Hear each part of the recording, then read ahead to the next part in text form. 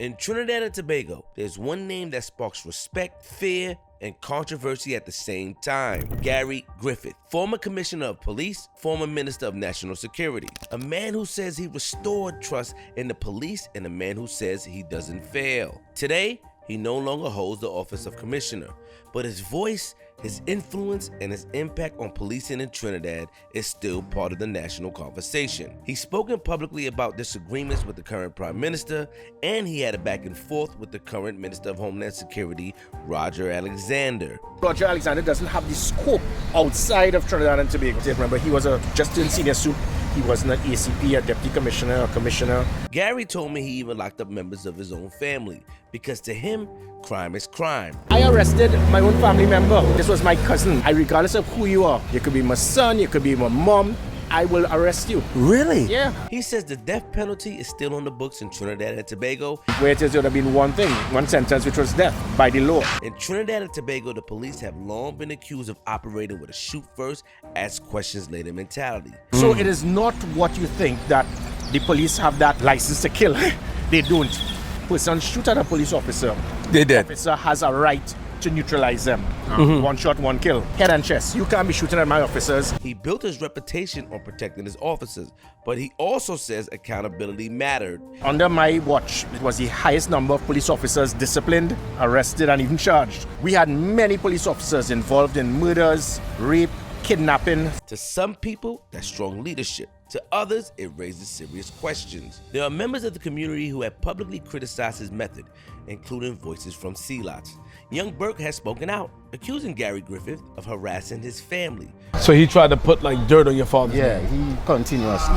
I'm on torture my family. Like. A claim that reflects the tension between the communities and the police. That story for a later date. Gary Griffith himself has admitted that he has gone to people's homes after they spoke about him publicly and made them apologize. There's also a rumor that Gary had a team of people that would go out there and eradicate people that would commit serious crimes. But that's all a rumor, hearsay, and that's all alleged. I have no proof of that. Gary himself elaborated on when money was put on his head and how disappointed he was that the price was so low. And when I asked him about the whereabouts of the people, here's what he said. Okay. A few of them we actually found. Many of them disappeared. Gary spoke on the kind of environment he was operating in. A world where violence was real, where lives were on the line, and where power, danger, and reputation all collide. Because the real question in Trinidad and across the Caribbean is about the police. Is it protection or is it power? Because when crime is high and fear is real, the line between justice and excessive force can be very thin. I'm here with, what do we call you, ex-commissioner? Gary. Just Gary? Ex-soldier, ex-national security advisor, ex-minister of national security, ex-police commissioner. Gary Griffith. Future prime minister, you know. Are you going for prime minister? I don't know. Time will tell. So let's take a walk. Can we take a walk? Sure. I got a couple of questions for you because I hear you're the man. A lot of people say that you're the man. You're a no-nonsense guy. Now here's my thing. How does a man like you become that, right? Because I heard that, it's a couple of things I want to ask about the Trinidadian police force, but how do you become a no-nonsense guy? Where does that mentality come from? Military training. Before I was a police commissioner, I was in the army for 17 years. I was a military officer.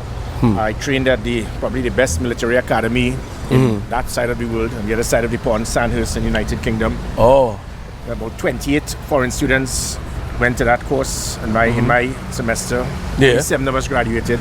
And it gave me the opportunity to understand about leading by example. It had leadership skills, and I think that is something that has been lacking tremendously within different arms, not just in law enforcement in this country or the Caribbean, but also even in politics, where politicians, persons who hold positions of high security, sometimes they forget where they came from, they forget about going on the ground, they forget about meeting with persons. So my military training allowed me the opportunity to be a commissioner that put on camouflage. I was actually on the ground, be the first person prepared to take a bullet. Most commissioners before me and after me, they love to be up in those lofty towers, air-conditioned office. They don't know what the troops are doing. They don't know how they're feeling. They don't know the resentment that sometimes the public gets with them.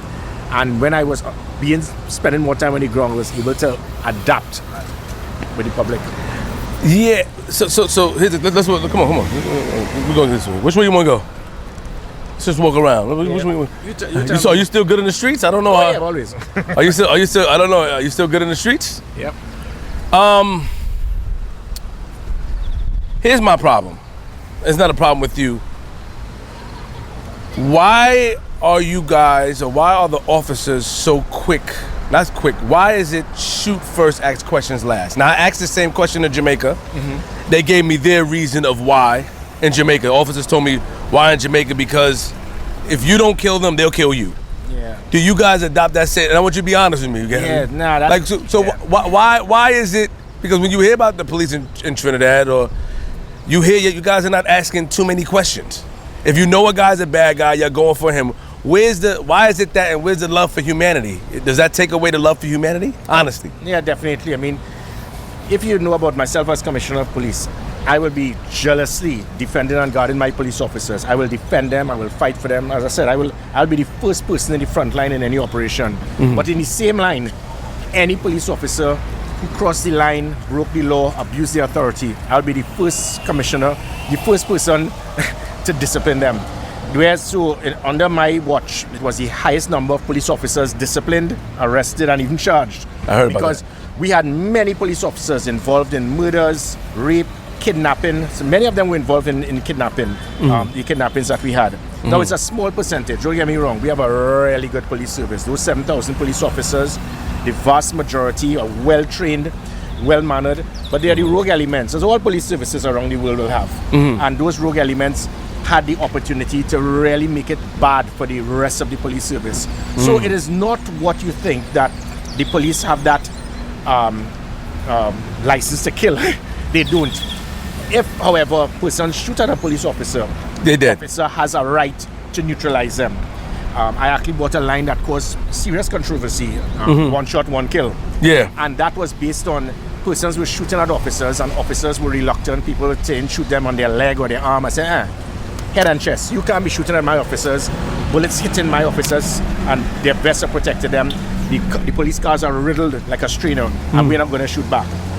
After having said that, it doesn't mean that if someone is unarmed, unprotected, like what you would have seen recently in a couple being shot. I did. Their hands in the air. Yeah.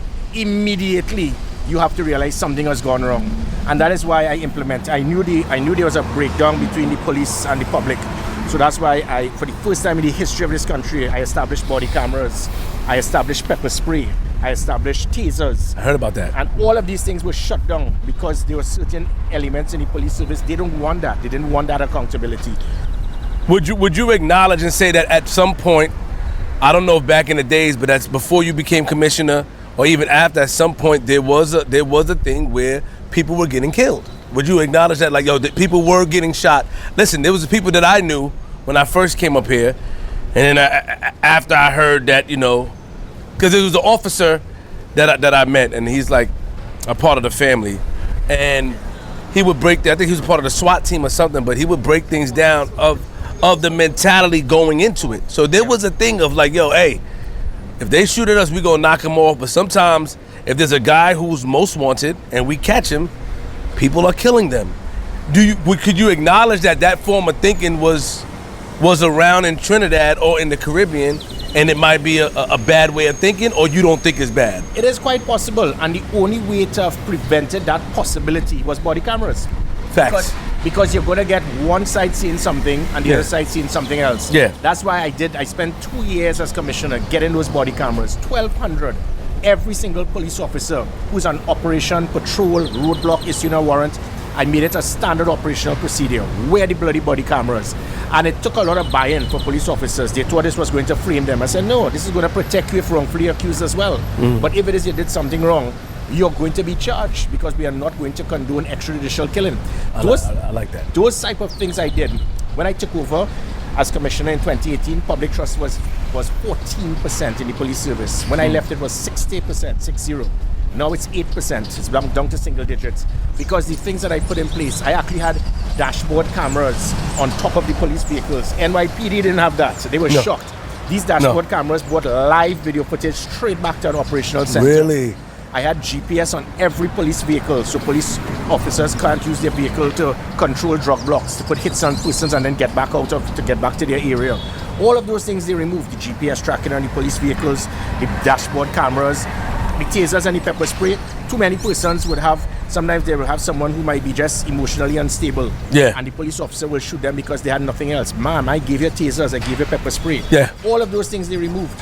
And that's why the present commissioner and I having our little back and forth. a little cat fight. But because I'm insisting that, listen, for 4 years since I left, they've shut down all of those things that made police officers accountable. Make them accountable, the public will start to trust them. What made you have? What made you? Salute. What made you had that? What made you have that in your mind to do that? Right? Like, why did you take that approach? A military man, a man in the military. Why did you have an approach where I want to protect the people? Because obviously you know that there's bad guys. You know that there's gangs. You know that there's drugs. You know that there's everything. Why did you have that approach? Are you a man from the people? Because you took I don't know your upcoming or your upbringing, but you took a good route. You went to, you was in school, you graduated, you was in the military. So what made you want to protect the people? My oath in office, when I made that oath in office, was to my God, the citizens of this country, and to the country, not the police service. Yeah, I'm the commissioner of police, but I'm also the commissioner for the country. And because of that, I realized there was a major element of distrust between the public and the police. For me to solve crime, to reduce crime, there's no such thing as a perfect crime. Somebody knows something. Nobody in the public wanted to see anything because they didn't trust the police. So when I start putting these things in place, I was the first public servant in history. I actually gave the whole country my phone number. Give me tips, give me information. Let me solve a crime, let me stop a crime. All of those things I put in place. I put online reporting so people wouldn't have to come to a station. A gender-based violence unit. We had women being beaten and battered. When they go to a police station, the officer will say, well, why didn't cook? Why you went home this hour? Because certain officers weren't trained. So the gender-based violence unit, the social media monitoring unit, the tasers, the pepper spray, the body cameras, the dashboard cameras, the operational command center, they shut down everything. Those are the things. I put that deliberately to get the public to say, yeah, we can trust the police. And by doing that, I started getting bags and bags of information to stop a prison officer from being killed, getting information of a tip-off to stop a possible hit, an assassination attempt, where drugs are, where illegal weapons are, human trafficking, child prostitution. It put an end to kidnapping. There were 12 consecutive kidnappings. Every one we kicked down the door and arrested the kidnapper. That never happened before. You see that in television series. Now we've gone back to kidnapping taking place again. Oh man. And all of that is because I got the public to trust the police. When the public doesn't trust the police, then I'm going to fail. I don't fail. Okay, so all right. So you became, who was commissioner before you? Stephen Williams. Stephen Williams. What was Alexander? Was he ever a commissioner? He wasn't commissioner. He was just a. No, he was a junior.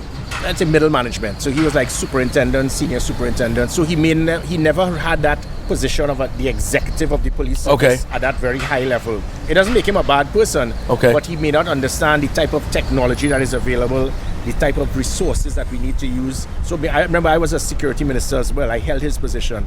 I was commissioner of police as well. I held Rivera's position. So I had it from a tactical standpoint, an administrative, an operational, strategic. So I was able to mesh everything together. Alexander may not have that administrative and political knowledge to know how to implement policies. So that's why for the last year there's been no policy implemented, none whatsoever. How did he become? Because when I first came here, how did he become so popular when it came to the people knowing him? A talk show. That was it. There was this talk show. Oh, it was a talk show. Okay. There was a talk show that was there daily. Many senior officers wanted me to take him out of it. They said he needs to come and do real police work. Okay. I refused. I kept him there. I promoted him as well. I actually put him in charge of my elite operational team that put an end to kidnapping. The guy is just naturally ungrateful. That's all I can put it at. After I would have done everything for him, he wants to now be upset with me because I'm being honest. I'm here to support him. I'm here. I would not think anyone in this country would want the present commissioner or the security minister to fail. But you don't accept wrongdoing or something. If something is wrong, I'm going to call it as a sin. But if you put him in position and you put him in position and you promoted him and did all that, you don't think that he would feel a way that you would publicly criticize him? Do you think that make him feel a way? Well, or you just or your thing is for the people? Yeah, mine is so. I will try everything to support him, to give him advice. But at times, if it is he says the wrong thing, I couldn't blindly go make a public statement and say I support it. That's what he was upset with. I'm not a puppet. I'm not a puppet to a politician. I'm not a puppet to gangs. I'm not a puppet to the police. I call it as I see it. What is your come, let's walk. What is your story real quick? Cause I'm gonna get back to that. Like, what is your story? Where were you born? Where were you raised? Well, the Griffiths came from Barbados. My great grandfather was the Chief Justice of the Gold Coast. His father was Chief Governor in Barbados and in the Gold Coast as well. Really? So, and he was knighted by Queen Victoria. So we had this military law enforcement. It's in my DNA. In your DNA, okay. So when I became a military officer, as I said, I spent 17 years there. I was the first Trinidad and Tobago citizen, to return home with a United Nations peacekeeping medal. I served my country. What part of Trinidad were you raised in? Raised in Diego Martin and in Valsine for most of my life. So most of my family in the Diego Martin, that Western Peninsula area. Yeah. My parents moved to Valsine. I spent so it was really between Diego Martin and Valsine. So really a kind of a West Port of Spain boy, East boy. Got it. I went to St. Mary's College, and then after when I went into the military, that's when I went to Sandhurst, came back home. I was one of the youngest soldiers to serve in the attempted coup. And then I went to... Yeah, let's talk about the coup. You talk about, what's his name? Abu Bakr, right here, the TTT. There's the place right here is where it is. One of the places that we shut down. It's the closest we ever had to terrorists in this country. So tell me about that story. I heard the story, but tell me about the story. Like, he tried. It was two coups that tried to happen, right? One was with didn't somebody try to overthrow the government? Well, there was the Black Power movement and so forth that he had in 1970. That was way before my time.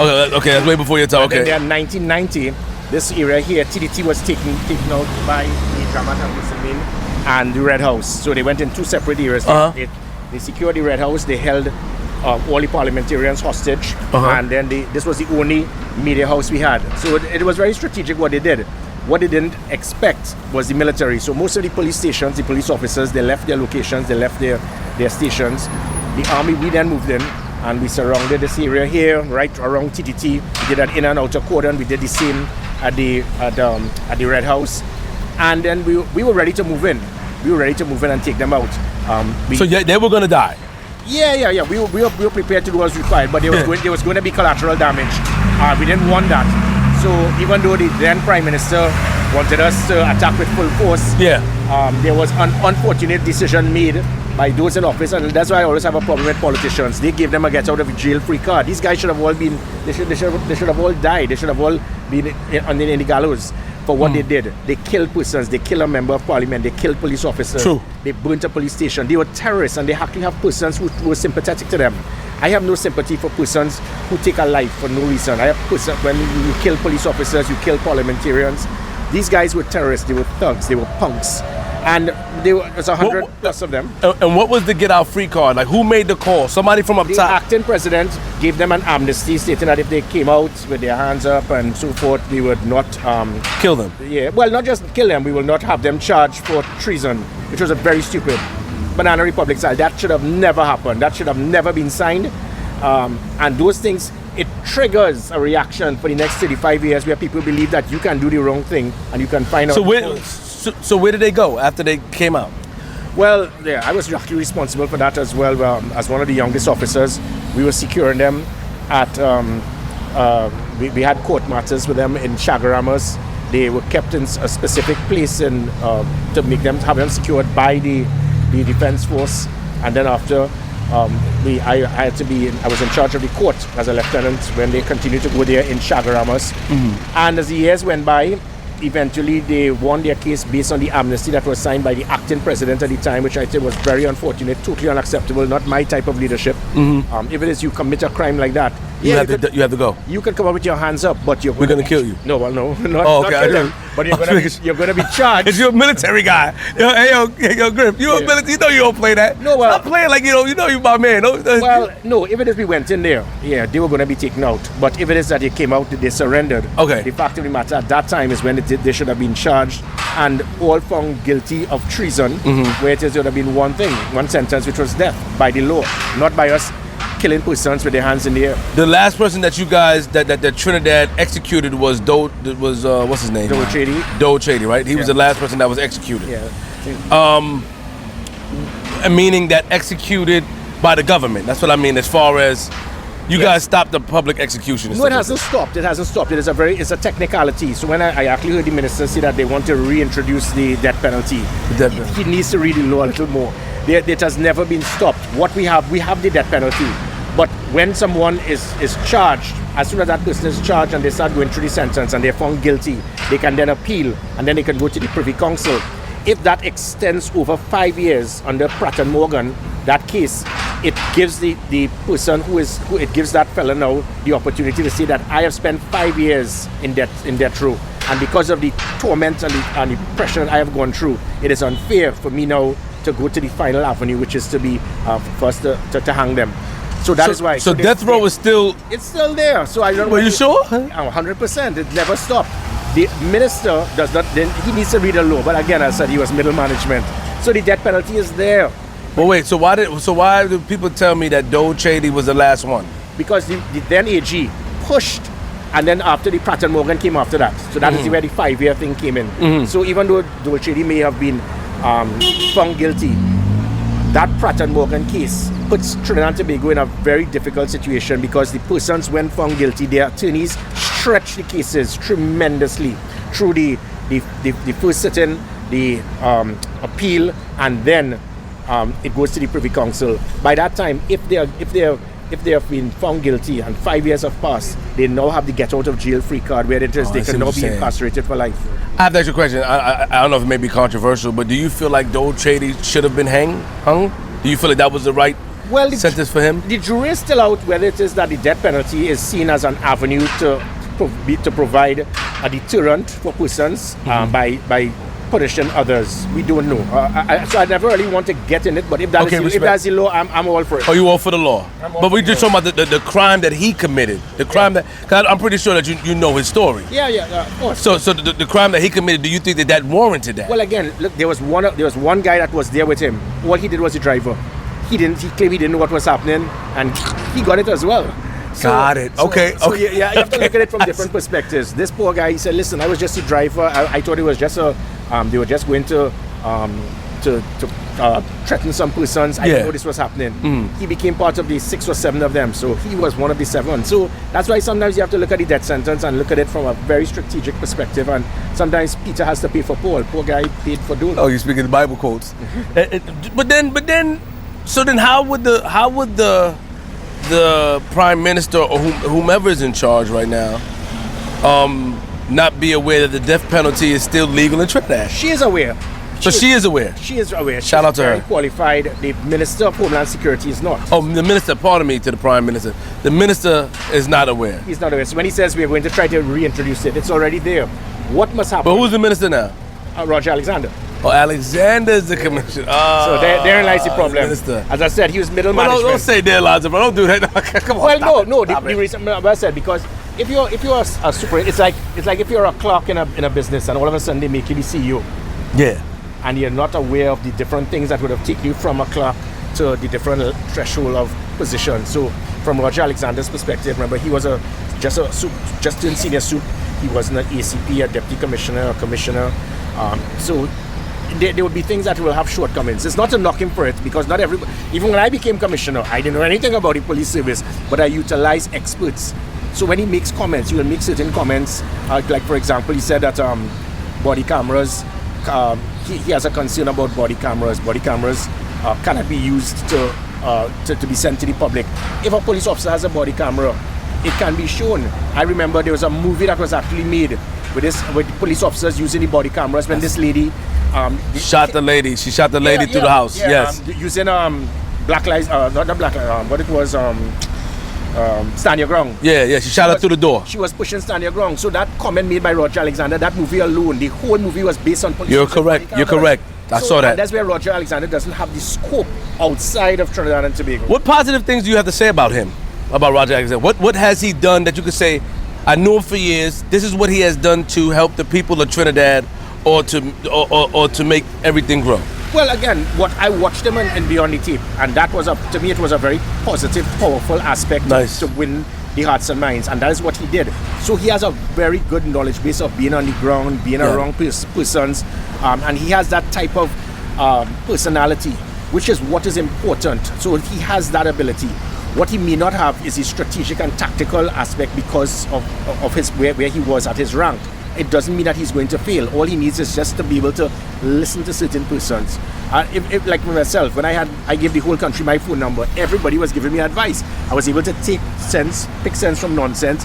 But if it is you isolate yourself and don't want to speak to anyone, you're not going to build. So what happened to the people what happened? I want to get an Instagram clip too, son. What happened? What happened to the people? The video. What happened to the people that did not? The officers that did not use the body cam? How did you handle them? They were disciplined. It was a standard operational procedure. I put standard orders, departmental order in it, making it mandatory. You have to use it. It's not a choice. So when you found out they didn't do it, they got disciplined, reprimanded? Yeah. Okay, is that suspension without pay? Like what type of discipline happened? Yeah, sometimes you get suspended with half pay or whatever. Okay, got it. But before I did that, I had to put buy-in. I had to get them to believe. I'm not telling you to put it on because don't put it on because you'll get suspended. Put it on because it's going to protect you. Because we had a bad incident where sometimes one police officer would be surrounded by 5 persons and they will all lie about him. And now he has no defense. That body camera was to protect police officers when wrongfully accused. Because, we had this saying in Trinidad and Tobago with people saying the police, all too wicked. That all too wicked posse with the lady with the towel. Yeah, police always too wicked. That camera is going to protect him when wrongfully accused. So it caused buy-in. I had to get buy-in. The present commissioner, he said that the cameras I got were not the right cameras. I told him type anybody in the country, in the world, AXON or CHITAC.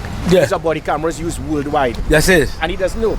My police services. He then said, well, these cameras are not good because you turn it on and turn it off. He doesn't realize you got to turn it on and turn it off because a police officer signs for a body camera at a station. It might take him an hour to get to his location. It'll take him an hour to get back. That's 2 hours of battery time lost. Sure, of course. If a child is sexually abused, you can't record it. You have to turn it off. If a woman is beaten by her husband, you can't record it. You have to turn it off. Of course. If you got a confidential informant, he wants to give you information, you got to turn it off. Of course. So just by the commissioner saying that, he was badly briefed because there are people in the police service they don't want body cameras. They don't want accountability. How did you end up? So I heard that you lost your job. Is that true? Not really, no.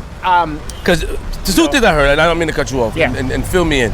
Because anybody that talk highly about you, they say that, hey, when he was around, first of all, they say if people talk shit about you, you go into their doorstep. Yeah, just about. Okay, all right, that's a little crazy. So they say you go into their doorstep, that's one. But 2, they say that when you were around, it was a shift in the country. People felt protected, and it was a shift. You was a no-nonsense guy. They even said, I don't want to, like we talked about this earlier, they said that sometimes you would send your guys out there to handle some work. I don't know how true that is. People would handle some business. Not me. They said that you send some guys, they get knocked off. But I heard that you had an issue with the Prime Minister. There was a back and forth. Can you get into that a little bit for me? Sure. It's a difference with Trinidad and Tobago and say the United States. Sometimes we have a banana republic mentality. We believe that because you're a commissioner, you're supposed to be a puppet to politicians. 25 police chiefs, I recall, told the most powerful man on the planet at the time, that was Donald Trump, that he needs to shut up because he was saying things during Black Lives Matter that was affecting the police departments in different parts of the United States. Of course. That's how a police chief operates. So when it is here in Trinidad and Tobago, when a prime minister foolishly was trying to tell the police that we should be arresting persons during COVID in their homes because he was too ignorant to have understood his own law, to understand that we did not have that authority. The authority I had was to arrest persons in public places because we had something called public health regulations. But he kept pushing that, why am I not arresting persons in their homes if too many of them converge? And I said, you're saying the wrong thing. Stop influencing my police officers to do the wrong thing, because when they arrest these persons, the taxpayers are going to have to pay because of wrongful arrest. Of course, that is what caused the problem. Because I never needed a job. Many other commissioners will say, I'll sell my soul, I'll arrest those guys, man, no problem, I'll keep my job. Not me. You can keep your job. I'm not going to break my oath in office. Likewise, there were certain things where the government wanted me to arrest political opponents, and I said I'm not doing it unless I have enough evidence. And because they wanted a puppet commissioner of police, so I told them where to get off. Why did you choose not to? Were these? Did they commit a crime? The opponents. It's not about the crime. political opponents. It's about there were investigations, and in the investigations that the government was spending more time meeting with me to give me files and documents to arrest political opponents. And I kept telling them, this here is hearsay. It is intelligence. It is not enough to substantiate me arresting. But did you do your own research? Because you're a man with research. Yeah, we did. And there was no substantial evidence for you to arrest him. Nope. And because of that, they were upset. So now a person, so if a person say, well, Gary was just being biased and he was cool with them, they'll be completely wrong, because you would have arrested them if there were evidence, you said. I arrested my own family member. And this was my cousin, which was a whole set of bacchanal where I got the intelligence. My mom's cousin's daughter, this is basically my cousin, she was in the house, and that person, they kept saying that was a minister's stepdaughter. But that was my family. I knew about it. I could have called, I could have tipped her off. Regardless of who you are, you could be my son, you could be my mom, I will arrest you. Really? Yeah, so I did. So you don't believe in any type of family extension or... Yeah, I can't do it. That's my oath in office. But what was sad is that people still criticize me for it, because she was arrested, she was charged, because I didn't tip her off, I arrested her. And ignorant people say, well, look, she's released now because Gary was related to her. They're so stupid, they don't understand that the courts give bail. Once a police officer charges someone, it is the court that decides when the case will commence. What did that do to the family? Was the family upset? How did you deal with that? Were they upset? Well, sure, I'm not on their Christmas list anymore. But I mean, they had to understand I can't do that. It was not practical, and it was not my personality to do the wrong thing. What was the crime? Is anything like crazy? They were held with illegal weapons, drugs on the premises. Got it. So, and there's no one in your life or in your family that you would let go? No. Really, Gary? None. At all? None. Not even your son? Nope. I can't. But they say family members are not allowed to arrest. Isn't that a law? That No. It's not a law, so you can't arrest family members. And the good thing of it, because of my style, my son and others will know. They will know that he has to stay so clean. Yeah. So okay. So then, all right. So that happened. So you weren't biased for them. You're just basically saying there's not enough evidence. So then there was another situation I heard, that something about a bank. You wanted to close the banks. Is that true? Like you wanted to close a bank? Yeah. Again, during COVID, public health regulations, there were several hundred people lined up, and they were breaking the public health regulations because the bank did not put proper procedure in place to make sure that there was social distancing. I shut it down. If you're upset, well then change the bloody law. Don't tell me that you could have 700 people lined up right behind each other like sardines, and they're breaking the law, and I'm supposed to turn a blind eye. So I told the bank, close until they get your act together. And what they did it after. They got lines with 6 or 7, space 6 or 7, and then there was space. So if you put a law in Parliament, I will ensure that law is enforced. And if it is that I enforce it, don't get upset with me. Don't blame me. What was the last straw that broke the camel's back when you I guess you gave up your job, was the situation? Well, it's a 3-year contract. I never wanted to reapply. That was my tour of duty. I was good. The Prime Minister got the Attorney General to get me to agree to reapply. I reapplied. I got 93%. I defeated every single one of the 80-odd who applied by over 20%. Really? Every single assessment. Even when I first applied, I got 83%, and I defeated Stephen Williams and all the others. I got the most amount of points in all the assessments. And then there were the criminal elements in the police service who were shocked that I was coming back, because I put them on hold for 3 years, and they figured, right, this was their chance to get back in. When they heard that I reapplied and I topped it, because they actually changed the law for me to act as Commissioner of Police, because I couldn't act because I wasn't a career police officer. That's how bad the government wanted me. Certain police officers were upset because, as I said, some of them, they ran drug blocks. They were using vehicles to be involved in escort service. They were escorting drugs, escorting criminal elements. There was $100 million per annum in overtime corruption that I put an end to. And it's through those funds I was able to get the things I spoke about: tasers, pepper spray, body cameras, police marine branch, special operation response team, gender-based violence unit, and so forth. So I was able to transform the police service and make things accountable, insist on drug testing, insist on polygraph testing, things that never happened before. They wanted to get back to their old time, running their drug blocks, using police vehicles. I mean, there was a Fed stink and dirty. You had about 100 police vehicles overtaking everyone, and they were just doing their own private job, left their locations, and being paid by persons with 3 and 4 vehicles in the back. That's what caused all the traffic congestion. Those things would never have taken place when I was there, because anytime you leave your area of responsibility, we can immediately tell you where you're going. Get back where you belong. So there were certain police officers, they influenced the government with certain things because they didn't want me back. And the government, so naive, so clueless, took the beat. And then they paid the political price, because I was their trump card in 2020 to win the election. They did everything wrong. They said, but we gave you Gary Griffith.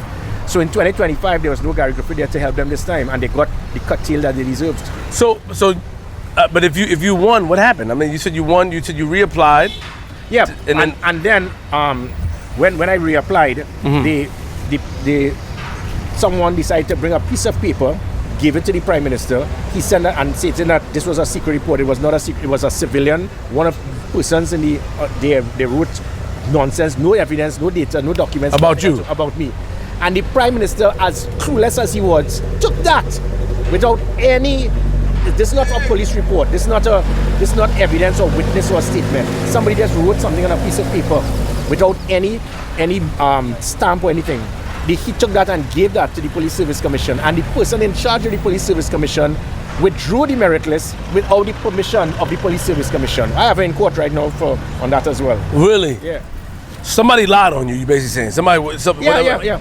So, and when they lied on you, this is what led you not to be. Yes. So when they withdrew the merit list, and then the government changed the law to state that you have to be a serving police officer to be acting, and I wasn't serving. So when people say I was fired, I was never fired. My contract was not renewed because I had served my 3 years, but I couldn't continue as an acting commissioner of police because the law was changed that the acting commissioner of police must be a serving police officer. And you're currently suing them for that? Just for the fact of that merit list being withdrawn without due process, because she withdrew the merit list without the approval of the Police Service Commission. She withdrew the merit list without any facts, any data, any documentation. That's why 5 years later, not one person name called, one person arrested, one person charged and involved in any aspect of the corruption that they claim. Not one. It's all a lie. But they got it. This country is one. Let me tell you. The more you say the same lie over and over, you got a lot of foolish people that will blindly believe it. And that's what happened. They know what they did. I was talking today to Robert. I was talking to Robert today, right? Yeah. And I have a question for you. Why is sexuality promoted but profanity is not? Meaning that if somebody says profanity, a rapper or somebody, they can get incarcerated. But sexuality is promoted. What is your outlook on that? We have colonial laws. So let me explain. The colonial laws mean that if the two of us right now, we could be arrested by the police. It's called loitering. These are colonial laws from the 1930s. Oh, shit. These were laws that were made to hold the masses and control the masses, which were the Afro and Indo-Trinidadians that we only had about 20 police officers in the country. So there's a law called loitering.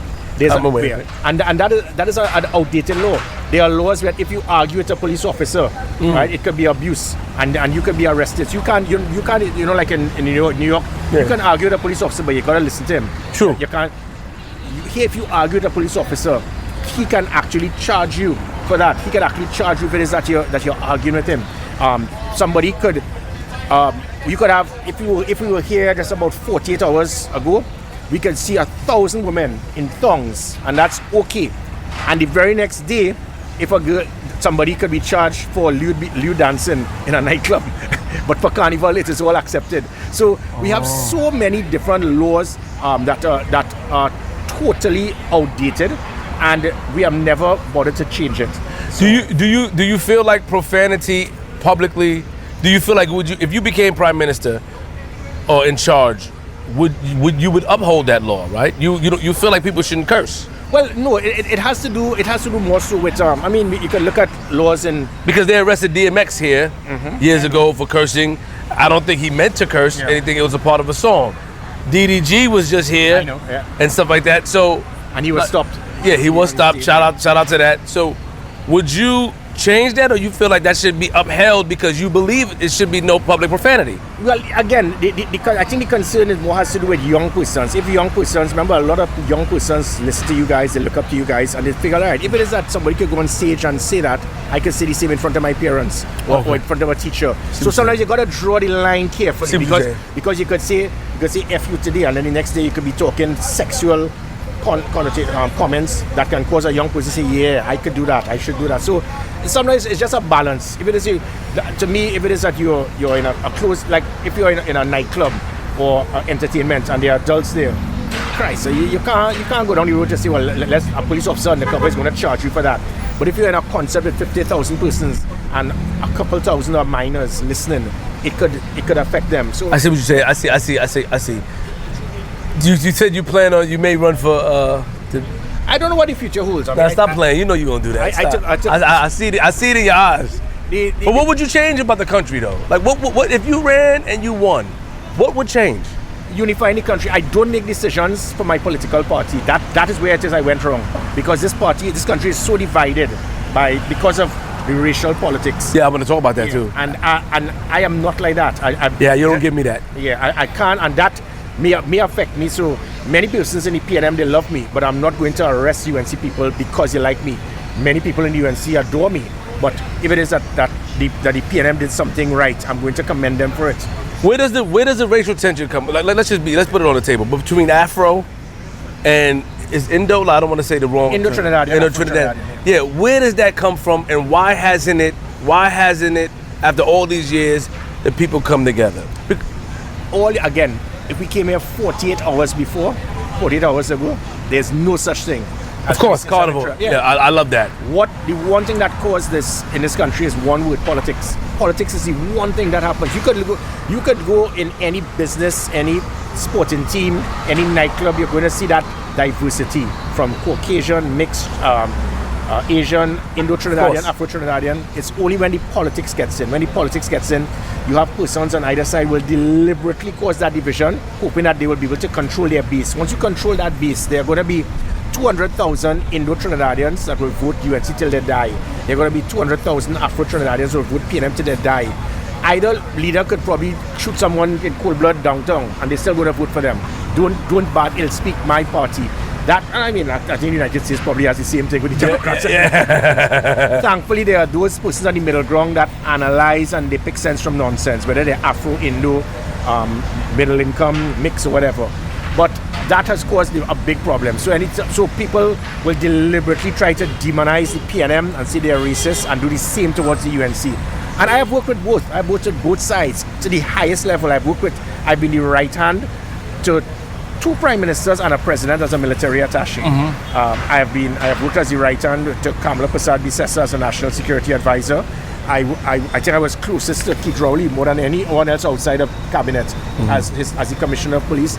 They're not bad people, but sometimes the anger and the hate for another party, it just destroys that relationship. If you became, would you put laws in to change racial tension, or would you can't change that? Because there's some laws like in the States, like if you say call somebody a nigger or stuff like that, you can get arrested. Yeah. Like would you implement those type of laws, or you feel like the country is not there yet for me to? We have never reached that point. There's never been that point that we become so nasty with each other. Okay. What we do, the disgust comes in only with the politics. Politics. Okay. Only with the politics. So there's no racial tension in the streets. No. Got it. Do you feel like? I mean, you look like you go.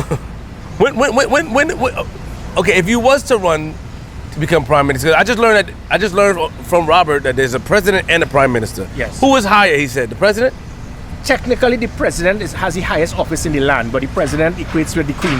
Well, sorry, the king now, King Charles. So it's really a cosmetic position. Got it. It's regarded as the commander-in-chief of the armed forces, but they have no operational control of the armed forces. That's the president.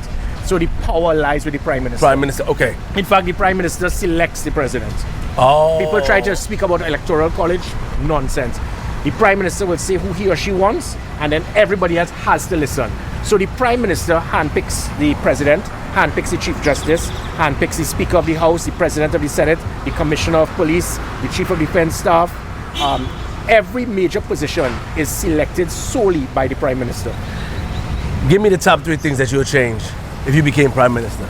Transforming our public service. Our public service has no systems for accountability measuring performance. So the way I say I transform the police service, I could do the same with electricity, the roads, education, economy, and so forth. The other has to do with trying to change our culture in trying to improve us as the technology that is available, like what I did with the police service. That can be done in so many different arms in the public service. It is not there. And also trying to unite this country and take away, and it is a danger to be someone who wants to be a political leader or a prime minister and speak about, I am not going to see you as the enemy, but I can't, and that is where I think the hatred and the bitterness and the racist content comes in. I must hate the PNM, I must hate the UNC. My job if I were to be a prime minister or a leader is to unite Trinidad and Tobago. When I was Minister of National Security, I never had an issue with a member of the opposition. I didn't see them as the enemy. The enemy were those who were trying to kill persons out there. When I became Commissioner of Police, it's the same thing. I know my enemy. My enemy are those persons who want to kill me or destroy my country, not politicians. Did the government or did the government of Trinidad try to silence you? Did they try to sweep you under the rug, like make your presence non-existent? There started being concerns by certain senior ministers based on... I'm sorry.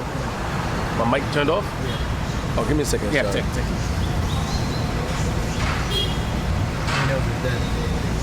Oh, yeah, it's dead.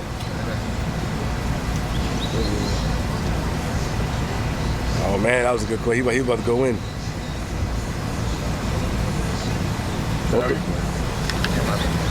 Don't Yeah. Don't throw this on the floor. Are you okay? Yeah, sure. Good. All good. I know my questions are a little bit crazy, but No, they're good. I used to work up there, Answer Makal. Yeah. I was the director of security for Answer Makal. 75 companies. Yeah, I was coming to that, yeah. You coming to that? Yeah. You can hear me? I get Gary. You said, did they try to sweep it under the rug? They try to silence you? Yeah, they were and it happened. It happened with Kamala Prasad Bisesa. When I was a security minister, I became the blue-eyed boy of the government. And senior ministers didn't like that, so they went to her, they misled her, gave her false information, and that's why I was removed from office as minister. The persons wanted me to lie, and I said I'm not going to lie, and they gave her the wrong information, and I was removed without her actually speaking to me on it. What are they? I'm sorry for cutting you off. What are they saying about you? Are you able to talk about it? Or yeah, it's still in court, but what happened, there was a situation between the then Attorney General and the Director of the Police Complaint Authority, and I was the conduit. I got information came this way and that way, and the police asked if I'd be willing to give information based on what I heard. I said yes, and I will speak the truth. Well, who told me to say that? The individuals who were senior lieutenants in the government, equivalent to myself, fellow ministers, they always wanted to find a way to take me down because they saw that I might have been the person to replace Kamala as the political leader of the UNC. So they went and said, Gary's trying to bring down the government and this and that. She never spoke to me. She got wrong information and she removed myself and the Attorney General. But I stood firm on what I said. I'm not going to lie to protect anyone. It doesn't mean that what I knew was true or untrue. It doesn't matter. My point, all I'm telling the public was I am not going to lie. Then as Commissioner of Police was the same thing. There were senior ministers who were very concerned that I was getting more. There was a poll that was done. I got 70% of the public support. It was the highest by any public servant. Ministers were offended by this. They were offended that a Commissioner of Police would be getting more support, mileage, and being closer to the Prime Minister. So they went to him again, told him the wrong thing, misled him, inclusive of police officers. So that's been the story of my life. Because of who I am, there will be persons intimidated. So there were government ministers very concerned about my popularity. What would you do for education in Trinidad? Oh, Jesus Christ. You know, at least 8% of this country have something called ADHD. In the United States, you will see ADHD, and you will be able to take that young person, or even autism and so forth, and take that person and build that special capacity. Because when you have ADHD, you could, whether it is as a soccer player, whether it is to be a pilot, whatever. Not in this country. You have ADHD, the first thing the teachers will tell you, you're miserable, you're misbehaving, you can't keep up. And that instead of that person becoming a value to society, they now become someone that is shunned. That is shunned and rejected. That's 8% you're speaking right there. So our whole education system sucks because we have never been able to understand the value of pinpointing individuals with specific skills, and they turn those skills into saying that they are miserable. The reason I could tell you that is I'm ADHD. Would you put together programs? Would you put together a program? Definitely, yeah. But because education is important. I feel like a lot of times in our Caribbean culture, because of the evolution of the iPad, the phones and stuff like that, I feel like the children are losing their common sense, 1, 2, and their willingness to learn.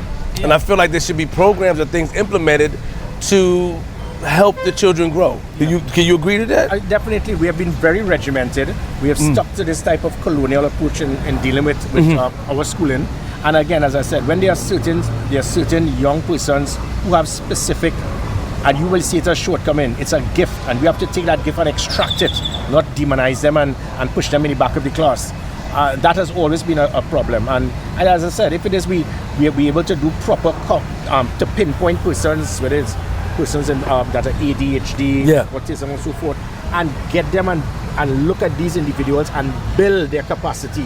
These persons can become major assets to the country rather than being seen as troublemakers, because some of them, if you reject me, I am going to retaliate. Of course. And when they retaliate, then the country suffers. They end up in prison, they end up on drugs.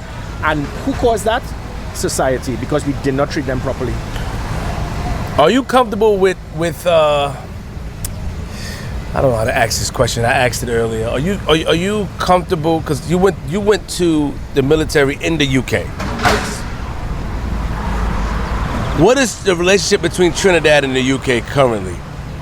Well, it's very strong. It's actually stronger as it pertains to our parliamentary procedure, military, than in the United States. So even the rank that we have, our whole military structure is from the UK model. Our parliamentary structure is basically from the UK model. When it comes to our society, we are very Americanized, so that's a totally different thing. But from as it comes to the military and politics, we are heavily influenced by the United Kingdom. But don't you guys still answer to the Privy or something like that? Don't yeah, we still do. So, and are you fine with that? Do you feel like Trinidad, would you ever want the country to get its full independence, or you feel like we're fine how things are now with the UK? Let me tell you why, and people might like what I say. There are going to be persons, and I'm not trying to politicize judges and so forth, but there's always going to be that avenue where there may be a judge who may, like for example, if somebody is in court against another retired judge, that judge, because they are close, he might decide to side on be on his side. Got it. And then if you have the appeal, there are going to be 3 local judges that know that judge. When you go to the CCJ, it's going to be the same thing. When you go to the Privy Council, I don't care if you are a previous judge. I don't care who you were. I don't care if you are a commissioner of police. I am dealing with the facts. The only way you can ensure independence, that is total aspect of being neutral, is at Privy Council. I am concerned that the CCJ can very well still be influential because of some degree of affiliation with what happens in Trinidad and Tobago. So you find that we keep with the Privy. The Privy Council is the one avenue where you can't touch them. You can't, because the CCJ, you're going to have Trinidad and Tobago judges and so forth. True. And sometimes you might have a judge that's sympathetic to the PNM or to the UNC or to another judge who you're in court against. To make sure that I am going there to get exactly what I want, which is to ensure that no one is being influenced, even subconsciously. Privy Council. If you run for Prime Minister, what year would you, when is the next election? 2030, but again... 38? 2030, 2030. 2030? Yeah. It's in 5 years? Every 5 years, yeah. So the last was in 2025, so we got... 4 more years. Sorry, pardon me. So I still Thank need you, to son. decide here. I need to... You're going to run. Stop. Yo, Gary. It was me. Gary. Stop. You're too passionate about the country. You're too passionate. To do that, I have to pick a side eventually, and that is what rips me. Having to pick a side means that why you can't run independent? I didn't mean to cut you off. It ain't gonna happen. Trinidad and Tobago never. We have for the last 50 years. It has always been PNM or the UNC. Third parties have no say in it. It's not. It's like Democrats and Republicans. And independent does not. You don't have a snowball chance in hell. You gotta pick a side. If you don't pick a side, you're not going to win. But if you do pick a side, are you going to change that structure of the party? Or you can't, because that party has been the same way all these years. Yeah. Well, right? What I definitely would want is whichever when I pick a side, my job is to make sure that you don't treat the other side as the enemy. There we go. You don't. There are politicians right now in this government. Every single comment they have made for the last year has been to attack the PNM. For God's sake, you're in government. Just deal with the issues. Everything is PNM. And the same thing happened. PNM, certain ministers for 10 years, all they did was, up until 2024, PNM ministers were bad talking the UNC for what they did in 2014. I said, and that is why you were thrown out. So my job is never, I become prime minister, I don't want to talk about what the PNM or the UNC, whoever I'm political leader or prime minister, my job is to solve, to deliver, to work with everyone. Yeah. What's Trinidad's national dish? Well, there's such a variety. You go from doubles, you go from roti, you go from what? Callaloo. Well, it's all a matter of, you could. I do eat callaloo. I do eat doubles. I've never tried doubles one day. Huh? You still ain't eat doubles before? Yeah.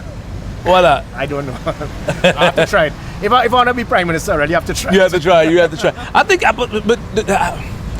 wonder if they would allow you to. Because here's where it becomes a little tricky. Because now it seems like when I talk to the people on the ground, they rock with you.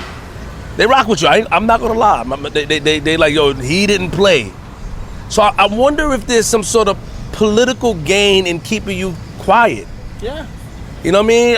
Like the next question I was going to ask you before I get back to that, would you be able to bring Trinidad money? Would Trinidad be able to be more resourceful? Would you be able to bring money definitely, one of the main things that allows investment is stability, not just economical stability. That's a fact. But national security stability. It's a fact. If it is that wherever I go, whether it's the United States, United Kingdom, all over Europe, they are aware that Gary Griffith has the ability to be able to make Trinidad and Tobago safe again.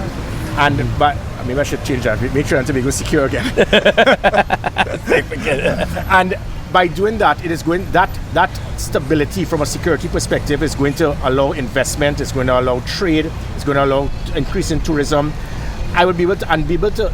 Sometimes you have prime ministers like Keith Rowley. Keith Rowley went out of his way to cause enemies with us and many countries. He went out of his way. He was very selective in what he did, and we lost so much support. Can you give me an example, please? Well, so the people that are not aware of what Keith Rowley did that caused the enemy. Do you have an example in mind? Remember his close affiliation with Venezuela, with Cuba, with Iraq. With China, it caused a lot of issues with the United States, with the United Kingdom, situations like that.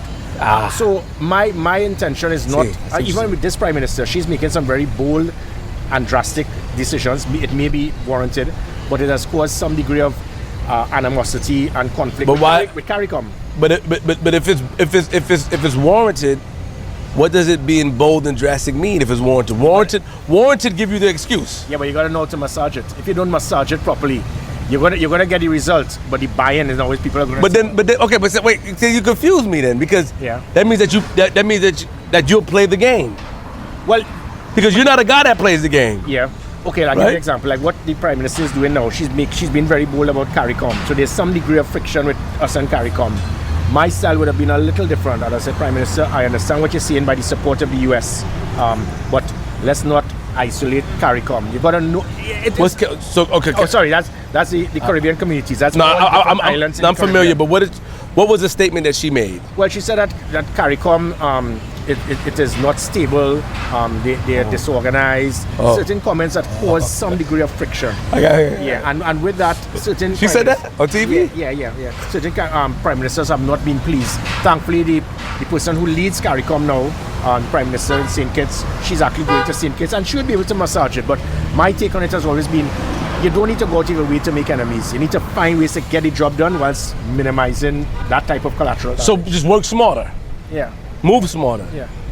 But it's kind of confusing, Bravo, because listen, as a man that was on the ground, you was in the street, I'm head on, but you can play the game a little bit too. Well, it's not playing a game. It's strategy. It's strategy and respect. You gotta have respect. You gotta have respect. Strategy. Yeah, you gotta have respect. I mean, so you don't just pick a fight and then pick enemies. So with the Prime Minister's decision with the United States support, I said it constantly. I said I am in full support of what she's doing with the United States, but in the same manner, she started making comments about kill them all violently and so forth. So those kind of comments, it caused a lot of concern. And that's not if she had a national security advisor like myself next to her, she would not have said it. But sometimes she will make comments and she will go over the line. And you know, in cricket, if you go over the line, somebody could get stumped out. So she made comments, and it has affected us to some extent. People see us as how it is you could see to kill people violently. How she made some of her ministers. One minister was so stupid. He's probably, I mean, this man said that India, because we have so many Indians in Trinidad and Tobago, India will come and nuke Venezuela. This is a government minister stating that. Why would he say that? Because he's dumb. But that is how some of them are. He said that India is going to come and nuke Venezuela. This is what she has. Nobody said that, man. Is that on TV? I wouldn't call Philip Alexander's name. I wouldn't call names.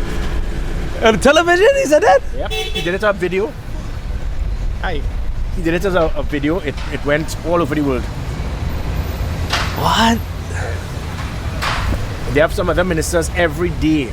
Every single comment is about attacking the PNM, attacking those opposed to the government, attacking the media if they don't support the government. How would you deal with the Venezuelan issue?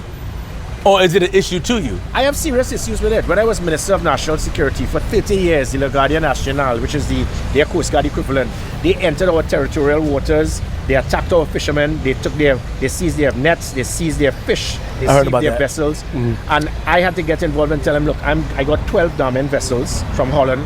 I said, if you cross our borders now, you and I are going to have a problem. We are going to fight fire with fire. So you would attack them? I would like, don't come into my waters and attack my fishermen. That was never done before by any government minister. And so the Venezuelans have, and then even after they started referring to this prime minister as a drunkard, they said that they threatened her. They told her she cannot be in any way involved with liaison with the United States, and they were out of place. And that I was in support. They were going way overboard. The prime minister, she went full throttle to support the United States. Full throttle does not and shouldn't mean that we are supporting U.S. Invasion of Venezuela. But if it is that the U.S. vessels can come into the Southern Caribbean in our exclusive economic zone and assist in putting an end to human trafficking, drugs, illegal weapons, I support it.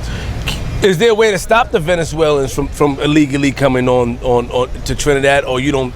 It's not that, because is there a way to stop them, or you guys welcome them with open arms? What is your view? Well, you can't welcome. I mean, when I was in Haiti, I remember that with the United Nations, we had thousands of Haitians leaving, going to Jamaica, Bahamas, Dominican Republic. I remember. If Venezuela goes into civil war, you're going to get 250,000 Venezuelans just coming across here. It's going to cripple Trinidad and Tobago. It's going to cripple our economy. It's going to cripple education. It's going to cripple health. It's going to cripple national security. We cannot handle 250,000 persons coming in here unaccounted for. So all of these things is why we need U.S. support, because we don't have the resources to prevent them. Because once they land, they are going to claim the de facto of refugee status. Yep. And then if we can't get them out. But is there a refugee status law in here, in Trinidad? If they get in, it is very difficult to try to get them out. But if it is that if there's a law that we have that if you enter here and you're A, a threat to national security, or B, a liability to the public purse, we have the right to remove you.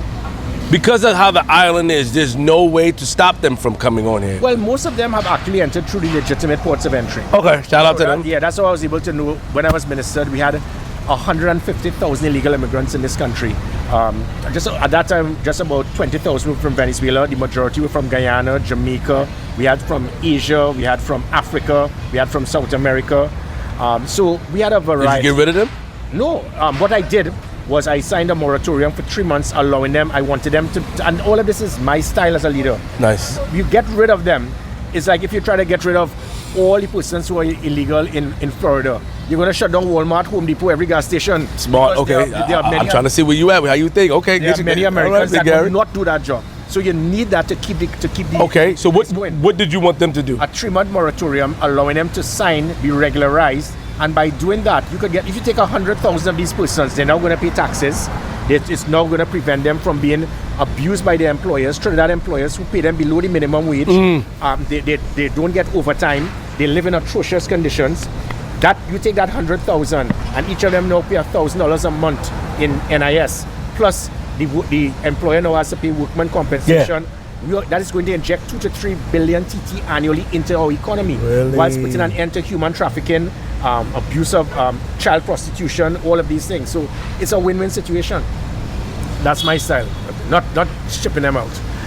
So it looks like you're gonna have to choose, man. Yeah, I do. Have you been thinking about which party you're gonna lean to? I don't know what you say now, but have you been thinking about? I have. Which one is the Republican side and which one is the Democrat side?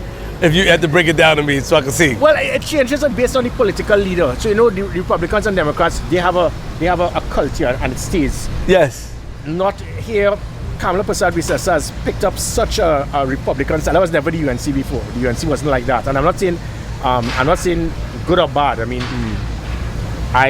let me not say who I supported in the United States. But my style being in the military, I believe in doing it to them before they do it to us if they're going to do it to us. I know you support. Oh God. So, but in the same manner, it's okay. In the same manner, I don't condone abuse of authority. I don't condone law enforcement using extreme measures. I don't condone extrajudicial killing. I'll be the first person to take you down, because if I give you that authority with a firearm, that authority is for you to protect citizens, not to abuse it. Wow. Do you feel like because you said that the prime minister was qualified to be a prime minister. She's definitely. Do you feel like you can help her these days? Meaning, like, there's some advice she should take from you, or you feel like she just should get the... Do you feel like... Okay, let me ask you an honest question. Do you feel like she should get the fuck out of the office? No, Excuse my language. Not at all. I think after 5 years as a prime minister, from 2010 to 2015, she had the experience then. She was green. It was the first time she took over even her own political party. And then for 10 years, she spent in opposition. So I think she has all that is required to be a very good prime minister in this 5 years. Shout out to her. What she does not have is absolutely no one in her government with senior law enforcement experience or training or in any aspect of national security. So there are certain things that I constantly make comments. I'll give you a quick one here. We have, when the US president retires, you have about 100 members of the Secret Service that protect them. And there's a reason for that. If it is that Barack Obama or Bush is taken out, that's going to embarrass the United States. It's going to affect you. Do you know how much security is provided for our prime minister and our president when they leave office? Zero. Oh, no. Zero. And that is because of political immaturity. In that, PNM wins and Kamala is kicked out in 2030. Well, to hell with her. No security for her. That doesn't work, because if something happens to her, if something happens to Rowley, it's going to affect our country. It's going to have irreparable damage to our reputation. It's going to affect tourism. It's going to affect trade. It's going to affect investment. You hear previous prime minister assassinated, but we have dumb persons, and for decades they've done that. I was the first person as minister that provided security for the opposition leader, because the opposition leader, you got 400,000 that like him or who, but 400,000 probably wish they were dead. So you've got to protect them. So that is how I think. I think out of the box. I think from a holistic perspective rather than just PNM or UNC. That's amazing. I like that. Salute, bless, bro, bless. Distracted me. I feel like your views and your stances is amazing. I feel like the fact that you care about this country speaks volumes. I do. I think that when you do run, because I know you're gonna run. I think that Trinidad, I can see change. Hopefully, because you seem like a man of your word, and the people like you. So hopefully, you stick to it for what you said here. Would you ever get back into the government? If somebody called you and needed you back in, would you go back? I have always been willing to serve my country, regardless of whether it was PNM or UNC in power. What I would not do is to be a political puppet. So you're not going to be a puppet? Yeah, I can't. I'm not going to turn an eye. I mean, I'm a team player. I've been in the military. I've played sport for my country. But in the same manner, if I see something that is blatantly wrong, I'm not going to sit down and say, well, let's just turn a blind eye. That's what happened to me in 2015. Something was wrong, and senior government ministers were actually telling me, say you had amnesia. And I said, look, I was actually going to curse this email. I said, well, you cannot be serious. You want me to say I have amnesia? I said, go to hell. And I walked out to the office and they ran to the Prime Minister.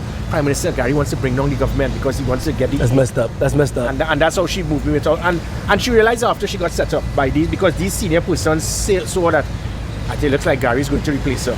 So, but if she realized that, why she didn't fix it? She could have easily fixed it. This was 4 months before an election, before the general election in 2015. It was too late. It's too late by then. Yeah. Oh. By the February of that year, we were ahead. As soon as I was fired, they were behind. And when they asked the question why, because you fired a Minister of National Security because he didn't want to lie. So we paid the price for it. And still, and many persons in the UNC still, they never forgave me for it. But I did nothing wrong. You never spoke to me. You never asked me my view. Yeah. Certain persons came to me and told me to say I have amnesia and lie to the police, and I'm not going to do it. And the same thing happened. And that was about the thing that you said that you heard some. Yeah. So somebody. So and that's illegal. Well, I am not going to state what it is. I know exactly what I heard. Yeah. But the point is, I'm not going to lie in what was said to me and what I said to the other person. And it is not. By me saying that, it gave the perception to some that, I'm deliberately trying to get the AG in trouble. That's not true. I never said. It could very well be in support of him. It could very well be on the other side. My point is, I can't say that to the public because it's a matter being investigated by the police. What I'm not going to do is lie. And that's all I said. And they went with that. Same thing happened with Keith Rowley. As Commissioner of Police, the majority of the PNM, they adored me. But when the Prime Minister wanted me to be involved in doing things that I could not do, it had to do with ethics. It's not about illegality. Morals and principles. Yeah. How do you feel about, there's a viral video going around, you know that, right? Where the person, I don't know if it's a video, but there's something that happened with two people got killed. One girl is paralyzed and one person died, right? Person had his hand out the car window. Can you tell me how you feel about that? Can you tell me what you've seen? I know you don't really like to attack law enforcement, but what is your opinion on that whole scenario? I had the exact situation when I was Commissioner of Police. Identical. In Mova, was Mova there? Vehicle pulls up, police rush out, they treat the car like a strainer. 3 persons in the car, they riddle them. And I was commissioner. Guess what I did? All 18 I suspend immediately. Before the ink was still wet. I said I want them all suspended immediately. The suspension was not indicative that they did something wrong, but the country needs to be calm to know that these guys not going to carry a firearm again. Immediately I suspended them.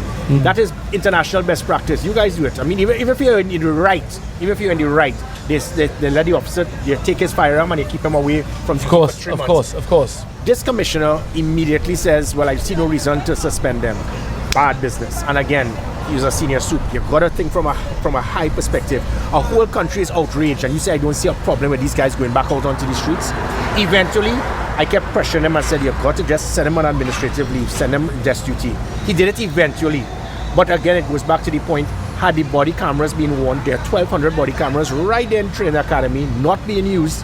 Had the body cameras been worn, there would have been no concern. You could see immediately what would have taken place. Then he made a comment and said, well, people are not aware of what took place before. That is irrelevant. These guys could have thrown a hand grenade at police. They could have shot at the police. At the time, that is when the police have to know when to justify minimum use of force. So shooting at the individuals, and hearing a commissioner say, well, you all only saw a part of it. It doesn't matter. What happened if a guy was involved in shooting at a police officer, even killing a police officer, and then you get into a room and he's unarmed and his hands up? You can't shoot that officer because of what he did 2 days ago. So just by the commissioner stating, well, you all didn't see what happened initially, it shows his lack of understanding minimum use of force, international best practice, and the importance of understanding public trust and confidence. The public is really upset with the police right now, and I'm begging the public, give them a break. Give them some slack. There were some mistakes made, but I can't afford to have the public turning on the police service. Yeah. How do you feel about what happened with Christmas lists? Oh, well, same thing. I mean, it was totally unfortunate. It seemed that certain persons were intimidated by the man being able to get involved in certain places that they couldn't go. And that's why they had problems with me as well. When it is I could walk in any area and get that type of support. I heard that. They had problems with that. And so they had the same problem with him. And sometimes this small-minded, this pettiness is what will cause, it gets in the minds of certain politicians. And they did what they had to do with him. There are other individuals who are the same situation and they suffer because of comments made by politicians. There were people in the PNM, they actually tried to blacklist me with the United States. And then when I went up to US and I showed them the reason they have a problem with me is because I refused to arrest persons illegally. I refused to arrest political opponents when they were pressuring me to do so. And then they realized. So now when I go to the US, now I'm getting a red carpet when I enter. Like you, man. Is there anything that you want to say, any final words that you want to say that the people should know? I love how candid you were. I love, is there anything that you want to say? There's so much I want to do to unite this country, but it's not just the 1.4 million citizens that are Trinidad and Tobago. We got about 600,000 persons with Trinidad and Tobago passports abroad. Mm-hmm. I'm listening. And I would love to have the opportunity as Prime Minister to allow them to be able to vote without having to come down into Trinidad and Tobago on election day. That's banana republic thinking. For you to be in New York, Miami, whatever, for you to vote, what makes you less a citizen of this country than a Trinidad and Tobago citizen because you live abroad? If you have a Trinidad and Tobago passport, you should be able to vote in Brooklyn, in Detroit, in Miami. That's an interesting thing. But you know why? Neither side will do that because there are about 80 to 90% of Trinidad citizens in New York that are Afro-Trinidadians, so they might vote PNM, so UNC not going to do that. And then PNM will say there are about 90% of the Trinidad and Tobago citizens in Canada and London who are UNC because they're Indo-Trinidadians. They look at how it's going to benefit them. Mine is not that. If everybody who's a citizen of this country who has a part of the world, Trinidad and Tobago, wherever you are, you should have a right to decide who you want as your Prime Minister. You're not the Prime Minister. I'm the Prime Minister of Trinidad and Tobago, of all citizens of Trinidad and Tobago. But it's not going to happen, well, unless I'm there, because no government or opposition will do that. None. What's going on with Tobago? Is Tobago crime high? No, it's not. It is. Good afternoon. But the problem is there's a migration. You see sometimes a lot of persons, and that is why rather than what I was doing was putting heavy emphasis on the ports in Tobago. So you block that and stop the drugs. So you go, if you get a chance to go to Tobago now on that boat, they will ask you to go through the walk-through scanner because they want to make sure you don't have drugs. But your car could drive in with millions of drugs and weapons and it's not checked. So what is the value? That's why I was going to put those canine searching. I actually got scanners that was to go next to vehicles to check for weapons and drugs. Are you talking about the car scan? Scanners that scan cars? Yep, they shelved it. After I got those scanners, they refused to use it as well. And so you got those scanners? Yeah, I got them. So it's here in Trinidad? It's here. I got it as Commissioner of Police and they refused to use it. These scanners could park right here. Another vehicle will come past. We'll be able to know if you have weapons in it. They refuse to use it. But again, certain police officers, they know why. Because they're making money. Yep. But you wouldn't be able to, let's be real, you wouldn't be able to get rid of all the dirty police. Because a lot of times when people knew I was talking to you, they were saying that, yo, tell Gary, man, what does he feel about the dirty police? There's a lot of officers that's running things. Like, there's a lot of officers that run blocks. There's a lot of officers that you have to pay, or you can pay officers off. There's a lot of things. Like, are you gonna stop that, or you believe in? Because that's a form of capitalism, right? Meaning that the officers is capitalizing on the situation. Like, would you completely stop that? Would you try your best? Because you would have to remove people and put other people in charge. That's a big thing to do. I did that, and that's why I stepped on toes in the police service. So there's a difference with information, intelligence, and evidence. I got the intelligence. I got the intelligence to know that this police officer is running that drug block at that corner. I don't have enough evidence to put him behind bars. What I did, I took him out of that corner and said, you know what? You need to go to Tobago. I saw other officers in the Southwestern Peninsula. You don't want to be polygraphed to tell me if it is that you're allowing drugs to enter from Venezuela. I take you out of the Southwestern Peninsula and send you up to Diego Martin. I have police officers that I know they're using their vehicles to escort criminals. I take them out and put them in a desk job in human resource. So I started crippling them from their trade. As soon as I left, they put all of them back in the locations. Everyone went back in. Oh yeah. They all went back to where they were plying their trade, and that's what.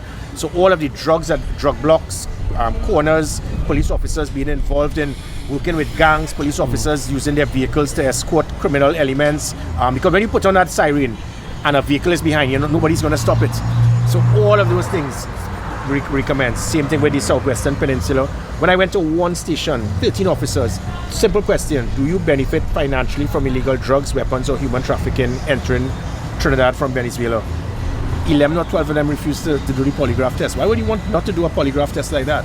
So I led by example. I will polygraph myself. I will do drug testing myself. And those things, when it is I put those officers away from that opportunity they had, immediately public trust and confidence moved from 14 to 60%.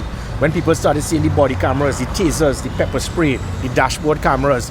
You call 482 Gary, every police officers. We have a big problem now with police officers at roadblocks. They're obnoxious, they're arrogant, they disrespect citizens. As soon as that citizen called 482 Gary, you're up in my office. Why did you tell a woman, shut your mouth? Was that necessary? Why did you have to abuse? Yeah, so every officer knew now it was good morning, good afternoon, how are you, sir? Walking old ladies across the street, operating like a servant to the public. When it is they did it by force because they knew that they could end up upstairs in my office, it transformed how they thought because they realized now there are deterrents, there are consequences. Now there are no consequences. You could tell a police officer will abuse you, tell you, well, go and report me. And the police complaint authority has absolutely no powers. One of the things I want to do is to give the police complaint authority powers similar to the internal affairs. When you have police investigating police, they are going to, that matter with that same shooting, that matter is going to be investigated for 8 years. Just like the Mova shooting. That Mova shooting was straightforward. It took them 10 years to finally lay charges.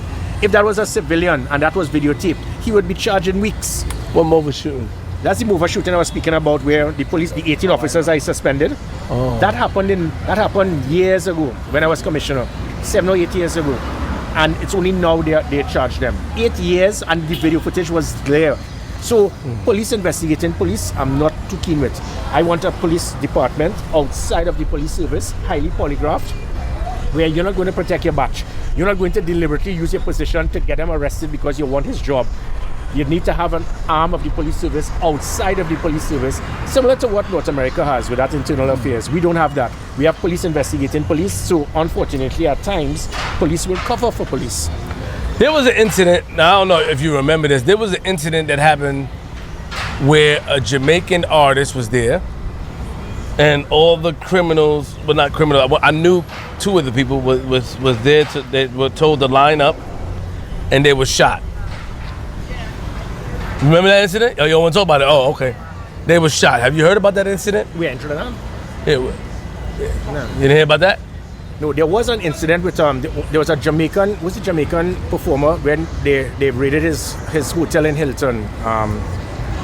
What was? Is it Bouchou? Was Bouchou?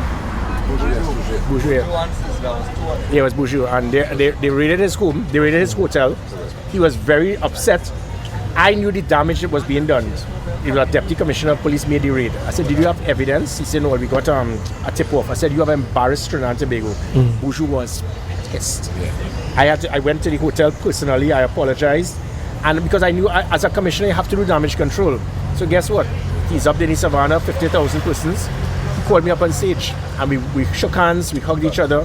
And that built such a camaraderie between Trinidad and Tobago and Jamaica. And it's not that I wasn't being political, but I understood the importance of not having the police in Trinidad and Tobago seen as this arrogant thing that this entertainer just turns up from Jamaica. This man is an icon in Jamaica, and we just raid his place without proper evidence. Is the last question from me?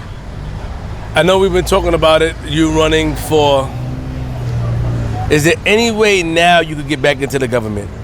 Or they completely shut you? The Prime Minister could call me immediately, but it ain't gonna happen. There are persons there that deliberately cause that wedge between the Prime Minister and myself. And you know, like how you all have your midterm, we had local government election. I was a right hand. We worked together and we defeated the PNM comprehensively. And because people saw me next to her in the local government election, they said, well, listen, this again shows she intends for Gary to replace her. And they went into her head. They said, well, Gary is not Indo-Trinidadian. Gary's not from Deep South. Gary's not one of us. Gary's going to turn on us. And it happened. So out of the blue, and it happens because there's always going to be that, and that's going to be my biggest concern. I'm not Indo-Trinidadian. I'm not Afro-Trinidadian. My DNA ancestry, it's 40-odd% Caucasian, 20% odd Indo-Trinidadian, 20% odd Afro-Trinidadian. So I have that mixture. So Whereas Jamaica had Siaga and Manley. You could have 2 white men take over. Trinidad and Tobago is going to be very hard. Stuart Young suffered. He paid the price for that same thing because he was in the black. The black caucus went after him. Whichever, if I go either side, I'm going to get that. You're not black, you're not Indian. I have to find a way to bring forward to show, hey, I'm everything. And what I intend to do is to use that everything to bring Trinidad and Tobago together. Gary, give me a hug, man. Good job, man. Appreciate you. Thank you. Enjoy the rest of your time here. Thank you, man. So, real quick, turn the camera back on. There was a bounty put on your head. Yeah. How did you find out there was a bounty put on your head? The special branch, even after I left, there were 43 death threats on me in 3 years. 43. Myself, my wife, and my son. Where it is that the bounties, it varied from 100,000 to probably about 1.5 million. I was very disappointed. I thought I was worth much more. So, and I did say that. I said I really thought that. Are you crazy? Come on, man. So I mean, did you find out who did it? Who put the bounty? There were a few of them. Okay. There were a few of them we actually found. Many of them disappeared. But most of the time, it was persons from inside prisons. It was rogue police officers, and they will call the bounty, but few persons will be brave enough to take it on, because. I see you outside. You don't look. Is it the military in you? You don't look nervous. You outside. People could feel away. You just. Do you feel like if it happens to you? Because some people, you remind me of gangsters that I know think like that. Well, I don't know how you think. A gangster would say, "Yo, I live this life. If I'm outside and if something happened to me, it's par for the course." Do you think that way? Because you're just outside comfortable. Yeah. Well, it's not that I have a death wish, but I'm very tactical and strategic, looking at different things. I mean, even with the gangs, I met with many of the gang leaders constantly. If it is that I got intelligence, they were putting hits on whatever. I would meet them in the prison, in the cells, and I will remind them who's the biggest gang leader in the country, and they will say me. And but we were a gang not involved in criminal activity, but the police was a gang of law enforcement. And I said we will take you down on numerical superiority. We are better trained, we have better equipment, we have better technology. You're going to lose. Do not take me on. Back off. And they all agreed, and on most occasions, you're not going to get a gang leader going to say, I'm going to stop being involved in criminal activity. But they started staying in their course. The Rasta City will stay there. The Muslim gang will stay.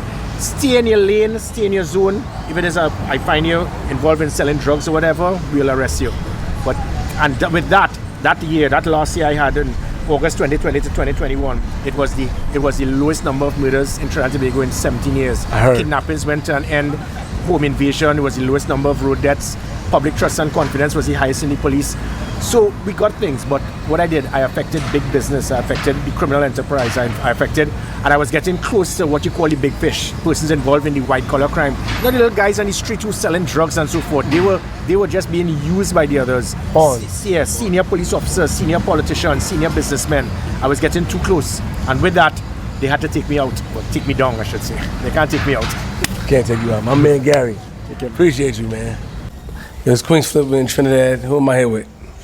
It's your boy Keegan Taylor of the Kalinda Collective, stick fighter, Shantwell, producer, music producer, songwriter, and just, man of the community and the vibes. Kalinda Collective. Yeah. So that's the name of what the group? So that's my group, and what we do, we specialize in focusing on the knowledge system that is Kalinda or stick fighting. Understood. And by knowledge system, we mean it's a collection of African art forms, drumming, music, history, storytelling, and it's a full-on experience of African ritualized combat. Understood. And it's been passed on for many, many years, hundreds of years, all the way from Africa, from the enslaved people to here. And we have our own unique combat system that it's not just a ritual dance, but it's a self-defense and a fighting art. And in the carnival time, it's a tournament. Oh. It's like full-on gladiator vibe, but with the African tradition and energy behind it. So I saw Bungie Garland talking about something like this, right? Yeah. So you have a song called They Come Out to Bust My Head. Yeah, between him and Marshall. Yeah. I co-wrote and produced that project. Oh, nice. Yeah, in 2016, because I wanted to take the energy that I found, because I found Kalinda like 10, 15 years ago. And being part of the soca industry, because I write for Marshall, wrote a few songs, the Road March, Waiting on the Stage, and stuff like that. So being in the stick fight world, I wanted to transfer that energy into the music, and Bungie and Marshall was the next Shout thing. out to them. Yeah. You were introducing me to this wonderful person. So this is Mother N2, Mother N2. Pearl N2 Springer. How are you? She's the elder of our community. She's an accomplished author, playwright, so many things. I would let her tell you who she is. Can you tell me who you are? Well, first of all, I'm a child of the mighty Imale, Ogun and Shongo, and Oya and Maile, all in my head. I am grateful for the gift of life that they say it. I am, if you go to the National Heritage Library, you'll see a picture of me. Really? I'm one of the founding librarians of our National Library, and still, what they call me? Poet, some poet, national poet. So many accolades. And more importantly, not more, but very important is of the various things that happen in Carnival, you almost have like two sides of Carnival. You have what a lot of people know about the masks, the feathers, the fetes, but we also have very traditional events that remind of the African, it's a form of African retention and history. So there's a street play or theatrical presentation every Carnival Friday morning. 4 a.m. 4 a.m. it starts. when the ancestors walk. Right, in a place called Piccadilly, where there was a very famous riot called the Camberley riots, led by the stick fighters against the British law enforcement that was trying to stop the carnival. So it was that great battle that allowed us to be here and to have all the celebration that you're enjoying. So mine too has penned a play that kind of reenacts that and allows people to see that every year. How did you get involved? How did you get involved with it, as far as the whole tradition and understanding the stick fighting and what it means to the culture? Okay, I had two uncles who were stick fighters.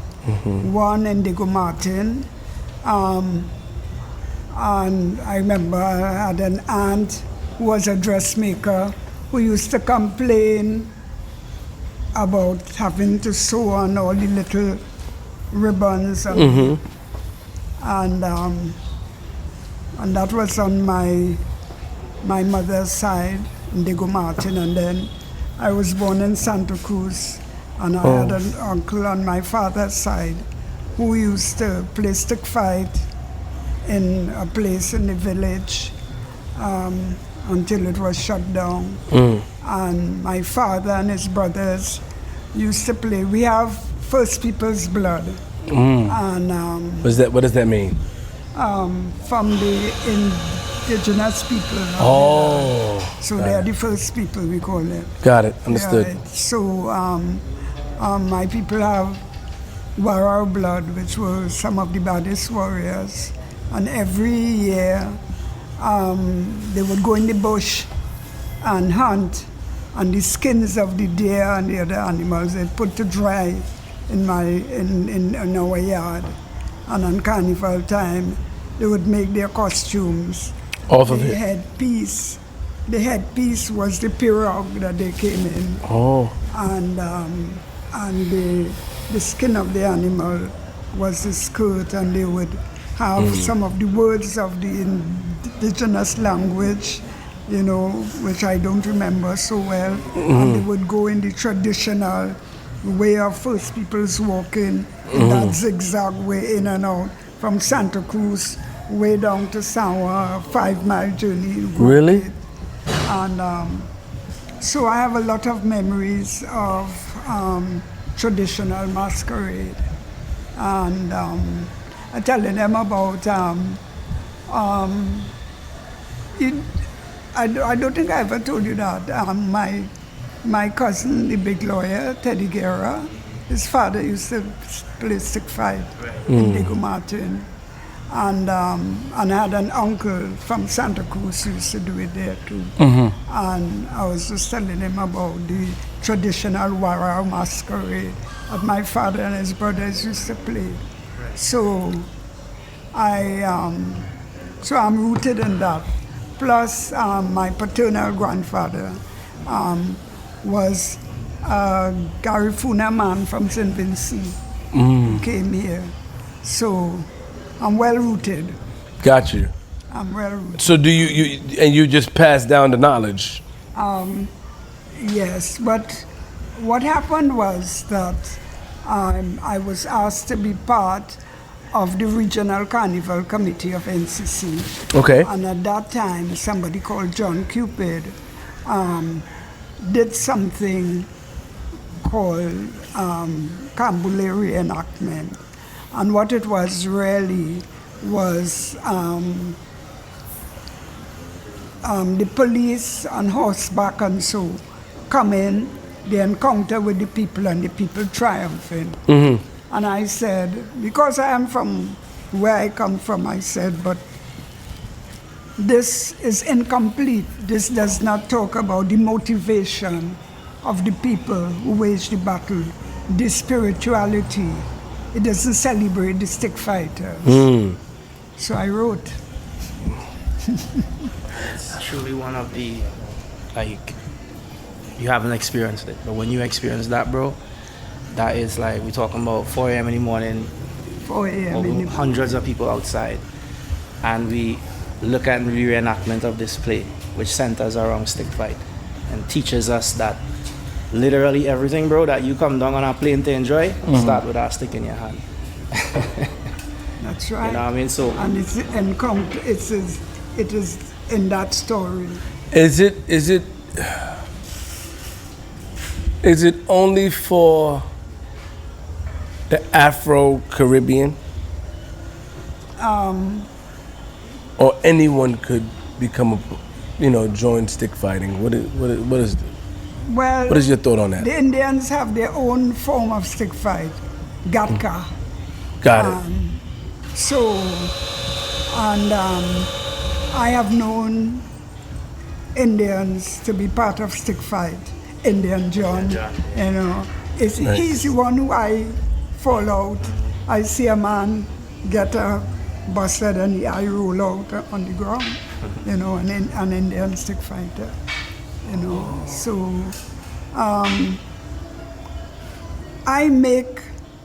let me say this, I make no apology for saying this is mine.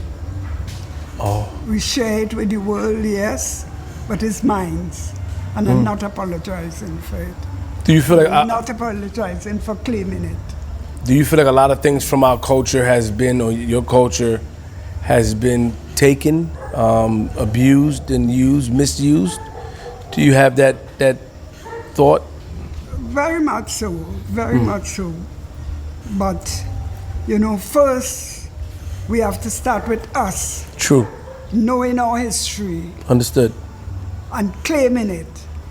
And getting rid of the thing, because the message, the thing has been everything that comes from Africa, everything the African produce is somehow, does not have worth. And then you see it taking over. I mean, look at, the pan is a great example. People get locked up, terrorized for the steel ban. Now, there is UN Day for Pan, National Day for Pan, this, that, and the other, courtesy and kotila. But how has that helped the ordinary pan man? Has it elevated him? Has it elevated the pan? And, so as far as I'm concerned now, it's being taken, given this national and international focus. Black Stalin, you know of Black Stalin? No. One of our great calypsonians. Oh, no, yeah, sorry, yes. He has a calypso where he says, it is clear to say, we ain't going nowhere. The steel band gone, but the pan man stay. Remember that one? truly don't know that one, but that's what we're here for, to learn. Yeah. He said that the steel band go on and the pan man stay. You know, the pan should make where it come out from behind the bridge rich, you know, because the Imale who owns the pan is Ogun. And Ogun is the father of creativity. But he's also the owner of the House of Money. So I give you that instrument. My daughter, Attila, who we'll talk to, has written as a thesis something called Ogunomics. Ogunomics? Ogunomics, which talks about Ogun and the whole economic force that is Ogun for enriching African people in all the elements. You know, but I suppose when you talk to her, she'll talk about that. Okay. So, some years ago I was made poet laureate of the city of Port of Spain. So my major things is theater and poetry. Oh, you know. How can we get some of your poetry, or how can we find it to read it? We have books. We have some books. Okay, cool. I would love to check that out. Books. Yeah, she's amazing. I would love to check that out. Tilla will organize. This is our foundation, our groundation. Right? You won't go everywhere, and in terms of stick fight and hear this. Right? So mother gives us that grounding to understand what it is we're doing. But at the end of the day, this game is a ritual combat game. Okay. A warfare game. We have our own martial arts. Just like other cultures have their martial arts, we have our own martial arts. Our stick fight. Yeah. So, you know, and it has worked for us. It has given us the freedom. And one last thing I want to say. Yes. The carnival started as a celebration of our emancipation. And that is very critical, because when we started to celebrate Kambule, it was as part of our emancipation celebration. And everything was done to break that link between the carnival and emancipation. But the Kambule, the stick fight celebration, was originally part of our emancipation celebration. And emancipation as far as Trinidad or African people? For Trinidad, for Africans in Trinidad. Africans were the only ones who were enslaved. That's true. Okay. Yeah, we have to remember that. Yeah, I know. I didn't forget it. I just wanted to make sure we're on the same page. I don't want to play around with her. She don't play. She letting me have it. Yeah. People are trying to make all kind of links between indentureship and enslavement. We were regarded as chattel. Yes. We had no contract. Let her talk. No, I want to hear all the stories. I don't care. I want to hear it. I was just speaking to Gary Griffith. Bonjour. And he was talking about something similar to the divide between the Afro and the, how do I say the Indian? I don't want to say, is it Indian? Afro and Indo? What do you feel about that? Do you feel like there's still a divide? Is that something that... What Gary said? He was just talking about like how he would want to bring the country together if he ran for prime minister, and the divide, like he said that the politics is causing a divide, or keep encouraging the division between the Afro and the Indo. So how do you feel about that? I don't understand what that is about. Because the Indians have their strong, separate cultural forms, in many ways similar to the Africans. Understood. The Africans have their own strong cultural form. When people talk about getting together, they're talking about some weird melange or mixture or some stupidness. I think that when we are separate, harmony and diversity, the two peoples with strong in their separate cultures, respecting each other. This kind of of mix and millage. Oh, you don't believe in that? That is rubbish. I don't want that. I don't want to subsume my Africanness into anybody else's thing. Interesting. Leave me African with all my thing that is me. And I will stretch my hand across there. To shake when it? I done celebrate Carnival, I will go down in the Hindu temple and celebrate Shivrati. Ah. Yeah? But I understand. I ain't confusing up myself. Okay. I go in there with my African clothes and my drum, and I say, I pay respect to Shiva, you know, and I make the links between Shiva and Ogun, you know. I make the links between Dauti Mata and Maile, you know.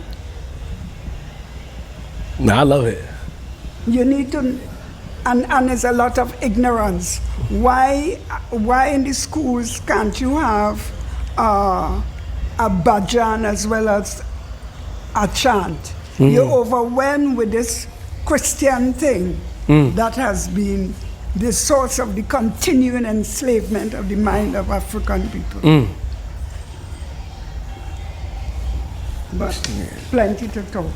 Well, listen, they probably don't want you to say it on camera, but I'm down to listen. If you have a book, listen, because people may get offended, but listen, anytime, shout out to your daughter. If she's not here and you want to get it off, you got me. You get it whatever you want off. I am down with you. In America, they got something called ADOS, African Descendants of Slaves. They don't want to. They own the same type of time. They got FBA, Foundational Black Americans. They own the same type of time you on when it comes to embracing their own culture. They want to embrace. People want to embrace their culture. They don't want to mingle. So I'm down with you. Whatever you say. I'm gonna respect what you say. I'm gonna respect. Your daughter said she did. I'm respecting it. This is all live. I love you, but it's live. When she talk, I want to hear it. All right, what's next? What we got to do? Well, so.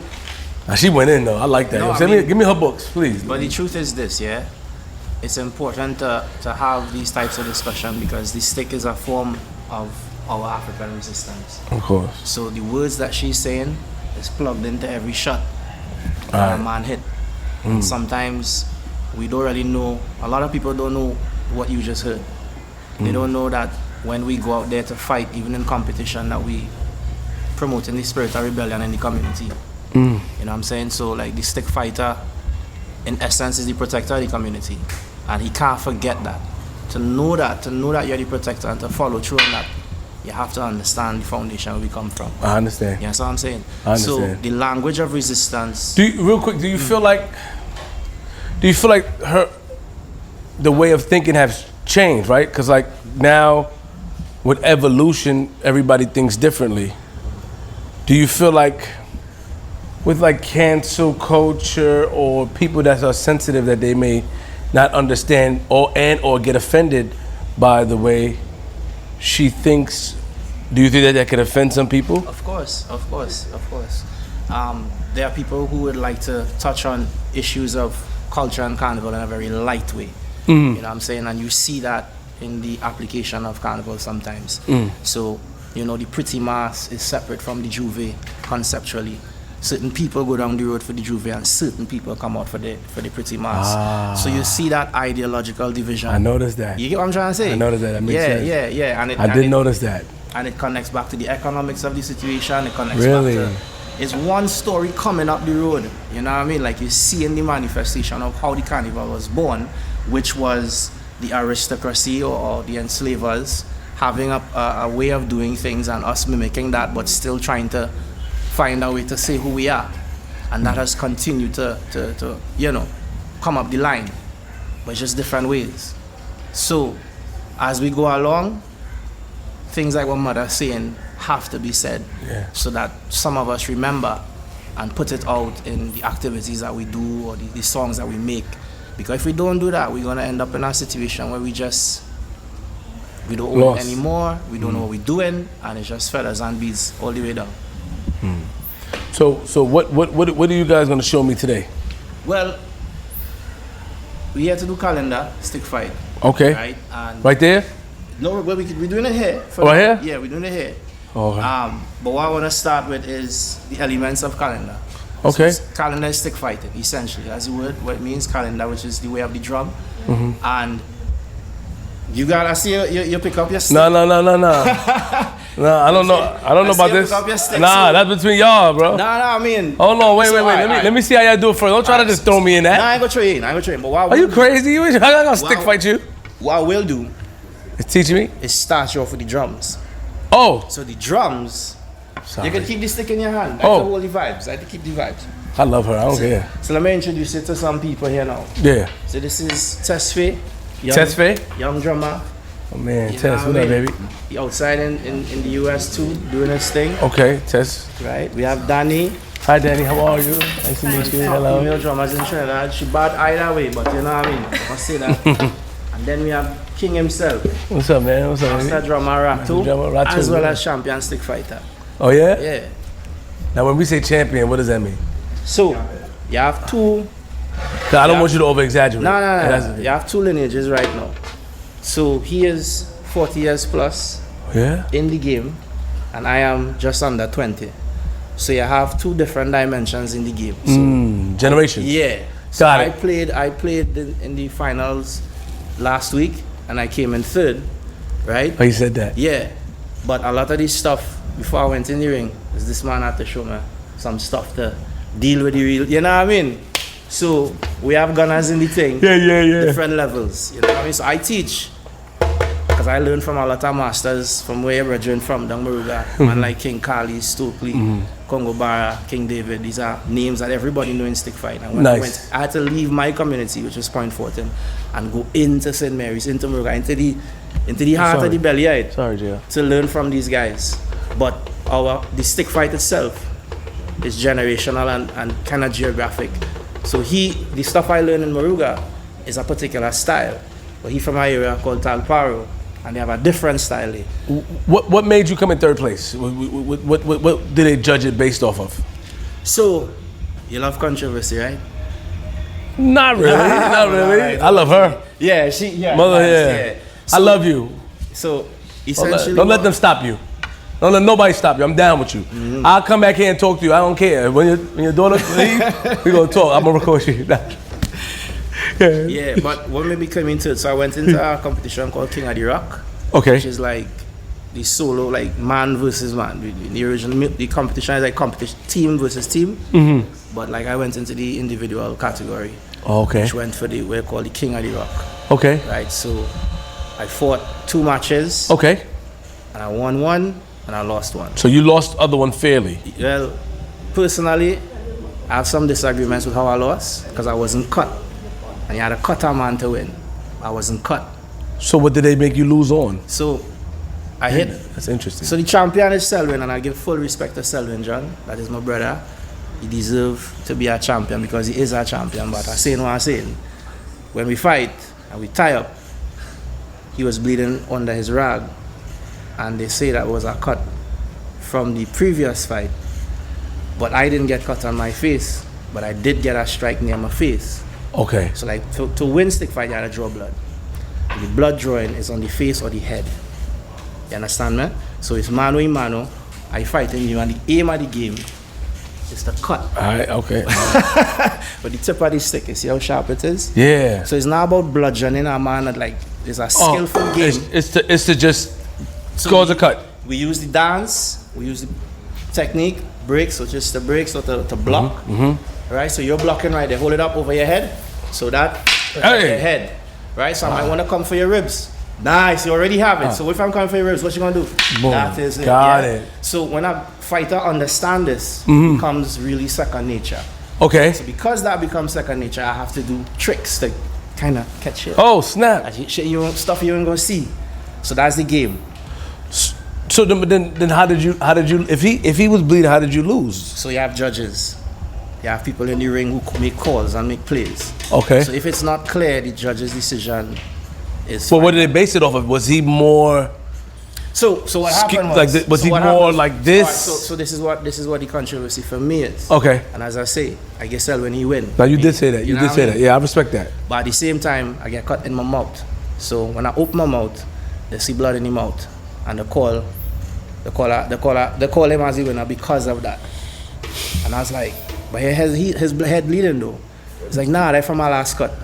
Did they say that they called? Did they say that he won because of the cut in your mouth, or you just assuming? No, that? no, I'm telling you, that's what they told me. Okay, well, I don't know. Okay, all right. You know what I mean? Respect. So with that, that's how I placed third because he went forward to play the winner from last year. Got it. You know what I'm saying? I understood. Okay. So that's where I would say when you're playing this game, you have to play the game skillful. Got it. And you have to make a clean, clear cut. I understand. And that's why I say, all right, you didn't. I'm gonna leave it like that. But next year, next year we back in the game, man. Back in the game because that's what we're here for. All right. Right? I don't want to cause too much trouble. So what I want to introduce you to is the drums. Okay. The music of the game. Okay. We don't just play stick fight. We under the order of music and live way.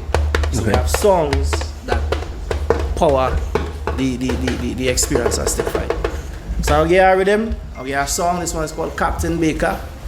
Right? Yeah, I'm listening. This tune is about the stick fighter who led the revolution in the Campbell era that mother was talking about. Yeah? Sorry. Captain Baker man de pour me Maryville. Captain Baker man de pour me Maryville. Captain Baker man de pour me Maryville. Oh, Captain Baker man de pour me Maryville. Sing Maryville.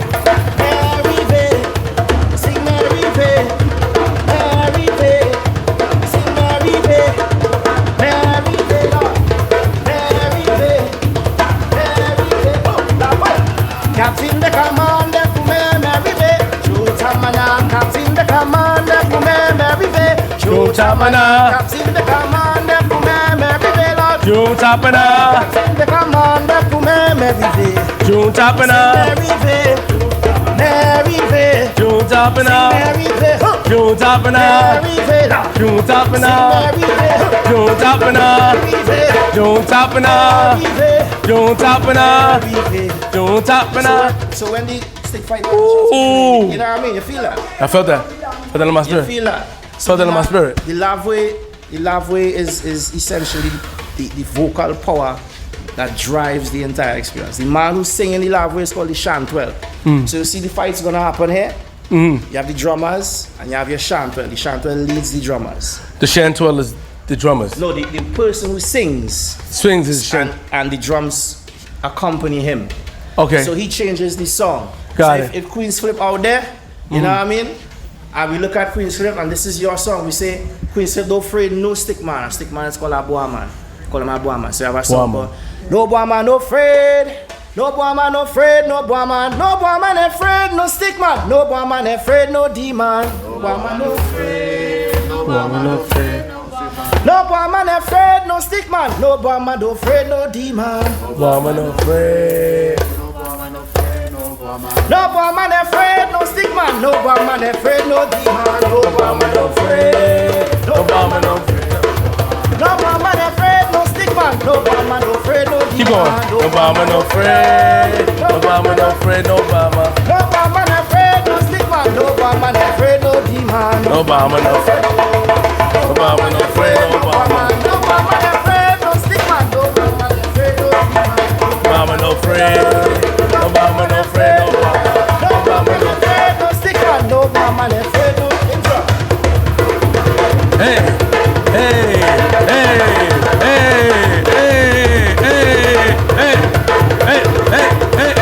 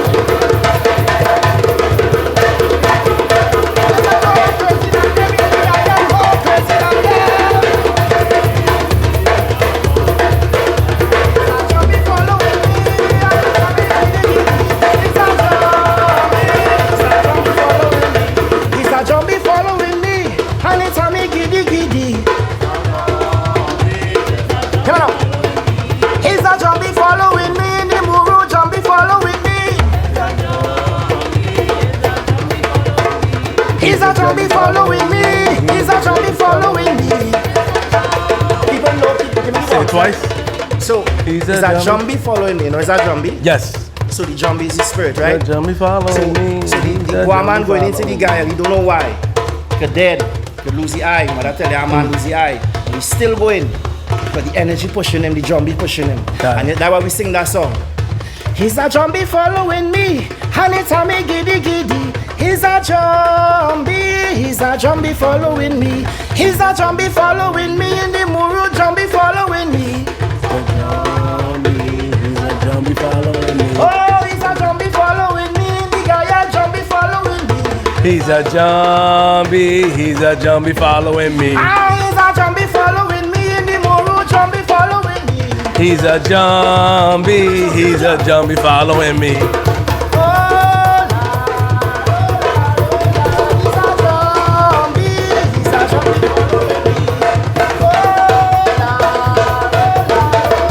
He's a jumbie following me. He's a jumbie following me. So this connects us. I said, yeah. I don't see a side of dance and catch you vibe already. I caught the vibe a long time ago. That's what we're talking about. Of entrance. Of entrance, right? So we don't just fight. We don't just walk up to the man and fight. Sure. Nah, we walk, we dance. So I want to show you something, right? Okay, sure. Yeah. So this one, well, it's on the sailor step. Okay. So you always hold your stick open out because you want to break. But we get into the hands just now, right? So we move over the drum. Let me show it to you first, and then we do it together. 1, 2, 3, and 1.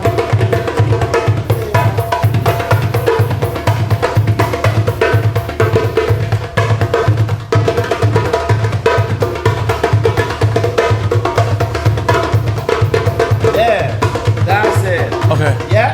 So, as a nice little dance, help you catch a little rhythm with the drum. I catch you. But really and truly, this is yours. Anyhow you want to move and feel it in the drum. Right? 1, get ready to go. 2, get ready to go. 1, 2, 1, 2, go. He's a jumbie following me. He's a jumbie following me. He's a jumbie following me. He's a jumbie following me.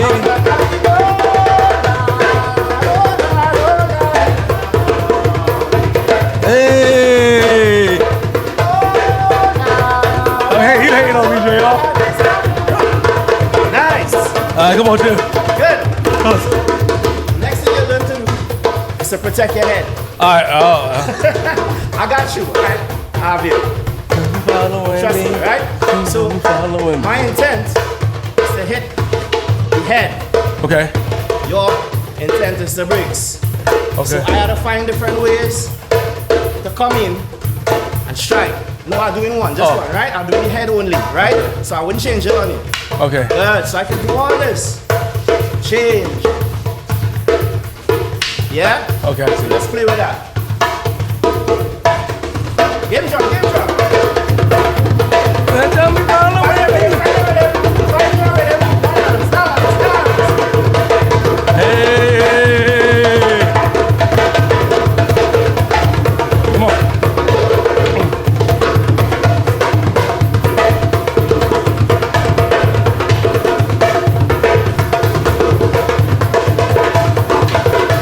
Too much tricks. Hey! Jumbie following me. He's a jumbie following me. He's a jumbie. He's a jumbie following me. He's a jumbie following me. He's a jumbie following me. He's a jumbie following me. Hey. He's a jumbie following me. He's a jumbie following me. He's a jumbie following me.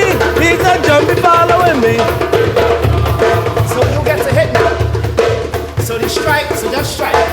Okay. Strike, hit. That's it, right?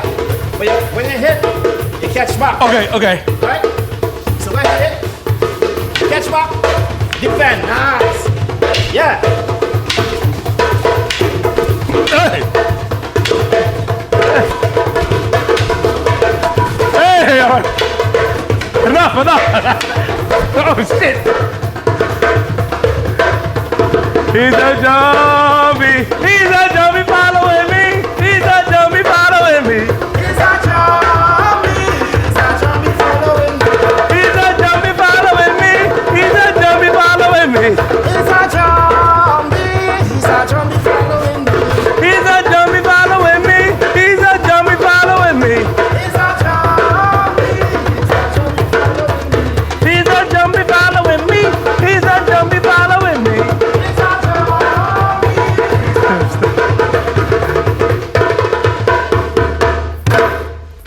All right. Hey, yo, some of y'all can smile, yo. She's the only one smiling, yo. She don't talk to her, no, man. He too tough. Oh, man, there you go. Come on, man. That's my guy, man. Yeah. So he was a champion before? He's been champion a few times before, but Really? let the man talk to you. Let the man talk. 3 times? 3 years, 3 years. 3 years straight? What year? Yeah, 2012. 10, 11, and 12. Oh, man. So how many times you lost? Yeah, I already lost. Never lost. That one, I already lost. So that's the next thing. You could lose. Ah, we have a tune for you.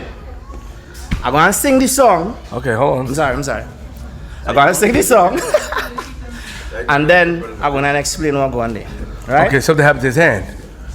Explain. If you lost a finger, you know what I'm talking about then? If you lost an eye, if you bruise your elbow, they come for your life. You understand? If you lost a finger, if you lost a eye, if you bruise your elbow, if that is your life. Don't cry, don't cry. Don't cry, don't cry. Don't cry, don't cry. Don't cry, don't cry. If you lost a finger, if you lost a eye, Don't if you bruise your elbow, Don't cry. if you lost a eye, Don't cry. cry, don't cry. Don't cry. Don't cry. Don't cry. Don't cry. Don't cry. Don't cry. Don't cry. If you lost a finger, Don't cry. if you lost a eye, Don't cry. if you bruise your elbow, Don't cry. Don't cry. Don't cry. Don't cry. Don't cry. Don't cry. Don't cry. Don't cry. Don't cry. Don't cry. Don't cry. Don't cry. So all those things, so that we tell you now. So, but that's not telling me the story. Yeah, go ahead. What's the story? Nobody care about my hand, so his finger, listen. When a man care about his head, the fastest place is to use it in your hand. Oh, somebody hit his hand. Yeah. So when they hit in your hand, you can't play again. So right now my stuff, I hand going down, but you know it's bruises all here. You know what I mean? So you're not supposed to hit the hand. Not supposed to. So they don't get penalized or disqualified for that. There's no rule. You get soldier a stick, men just want to see blood. Their business about your finger. No? Really? Yeah, when you done that 10,000, you don't scare you do nothing if you have your finger and mash up. But I'll say this. There are two styles of stick fight. Okay. You have the competition, and then you have what we call open guile. The open guile is like this. Anybody can play, it's our vibe. In the competition, you play for a prize. And sometimes a boy for money does jump outside himself, you know what I mean? Don't cry. Yeah, but we sing Don't that. cry. But there's an old Haitian revolution song that come down the chain. I'm half Haitian. Yeah. So we have a lot of that in us. Right? So, Don't cry, don't cry. like that one. Don't cry, don't cry. Don't cry, don't cry. Don't cry, don't cry. Don't cry, don't cry. Don't cry, don't cry. Don't cry, don't cry. Don't cry, don't cry. Hey. I like these, dude. I like them. I like those.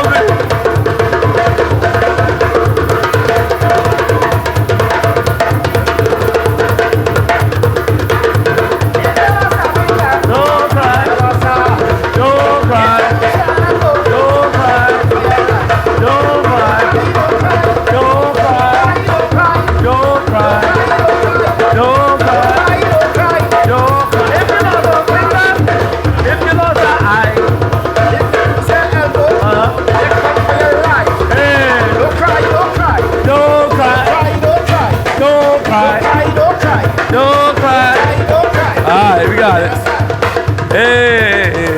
You gotta get me. I like that song. Yeah. So every stick fighter had their own song that they like, and they walk out to. So like an MMA man, when you're gonna fight, you have a song. The song raises a certain energy within you, raises your spirit, raises your vibe. So you like that too when you're gonna fight in the ring. Got it. So you know what I'll do? I'll let this fella run out and take a dance with you. Just a dance. Just a dance. No fighting. Yes, yes, but you will take this one. Nah, he's a champion. I don't want to play with him. Yes, yes. Where are they? Anything. This man singing good love reggae. He's singing good love, you know. Start something you like between like teach them. Which one you like? You cry. I mean, wait, what we about to do? Sing. Sing. Give me another song. Give me another song, Keegan. Alright. I don't like to sing that. You sing a dog then. Why didn't he know? Didn't he know? Didn't he boy man? Why didn't he know? Didn't he know? Didn't he laugh way? Why didn't he know? Didn't he know? Didn't he boy man? Why didn't he know? Didn't he know? Didn't he wood man? Why didn't he know? Didn't he know? Didn't he laugh way? Why didn't he know? Didn't he know? Didn't he laugh way? Why did he know? Did he know? Didn't he boy man? Why did he know? Didn't he know? Didn't he laugh way? Why did he know? Why did he know? Why did he know? Why did he know? Why did he know? Why did he know? Why did he know? Why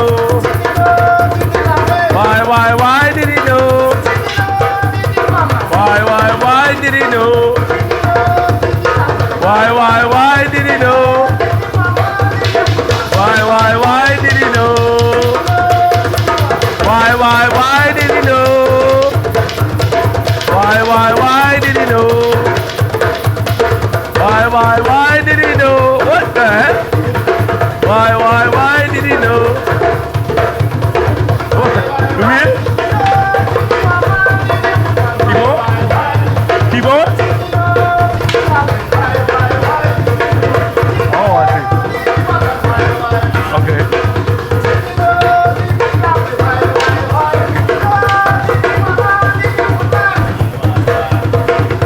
Oh.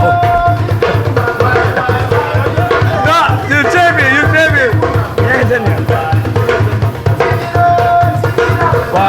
Why did he know?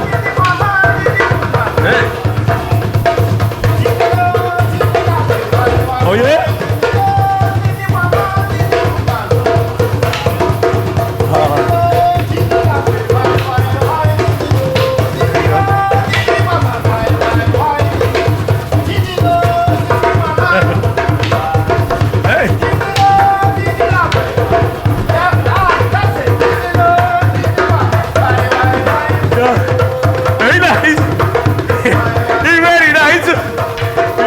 He's really a good player.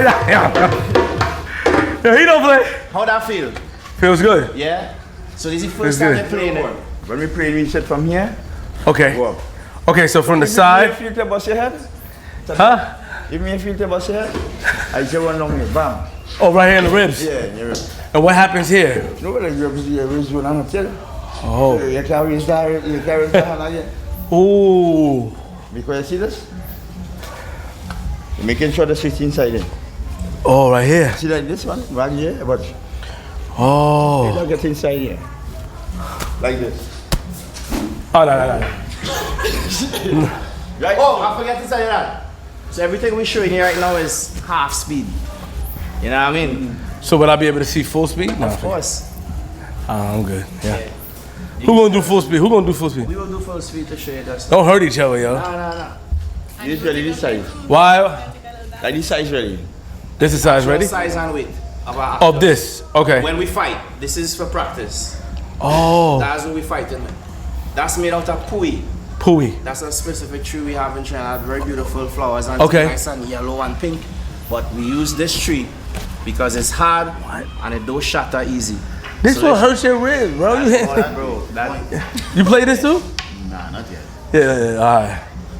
So you I don't fly. He too serious with me. Yeah. He got that look in his eye, like that competitive look. You know what? I tell you hit if I hit something else. You understand? So Like if I hit no, and you hit. All right, boom, Like I go hit back here. boom, You hit. boom. And I go hit here. Oh, Same thing on the side. okay. So I gotta cover. Yeah. So which way? You don't do this like this. You know, you push it You up. got like this. Yeah, so you can push it over. Push it over. Oh, Do the next way now. okay, good. Do it. Oh, this way? Right. What way is it going? Okay. Right? When you do that, just get it all here. Oh, So when you do here, oh, got it. then carry it up here. So if you hit somebody's elbow, so if they drop the stick, what happens? drop it out their hand. Yeah, if it falls out your hand, what But happens? you shouldn't hit the man without it, but it happens. No, but so do you lose a point for dropping the stick or no? Well, sometimes you don't lose a point because the speed you going with, right?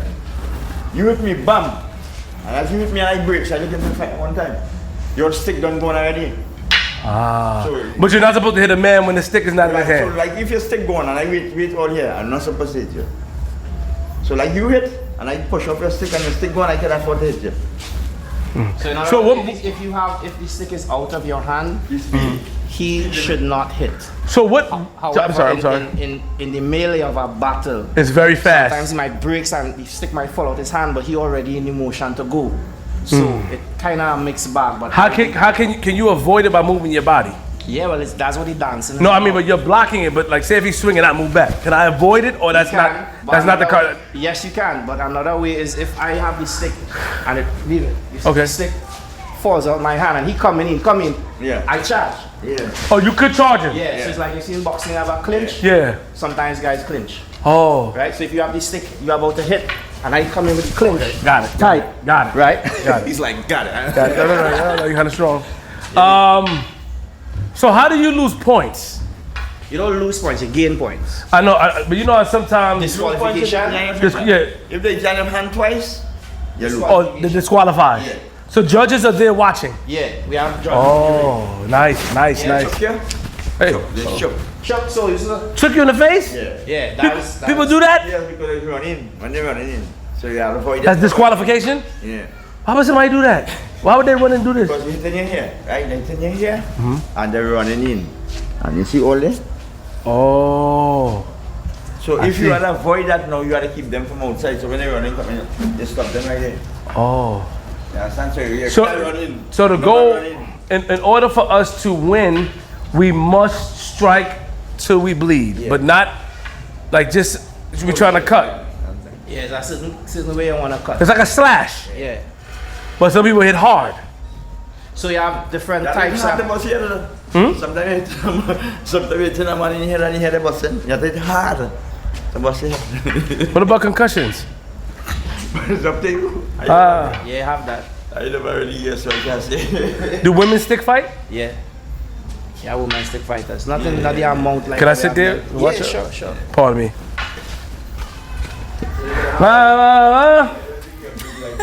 Yo, be careful, please. You can sit that way. Be careful.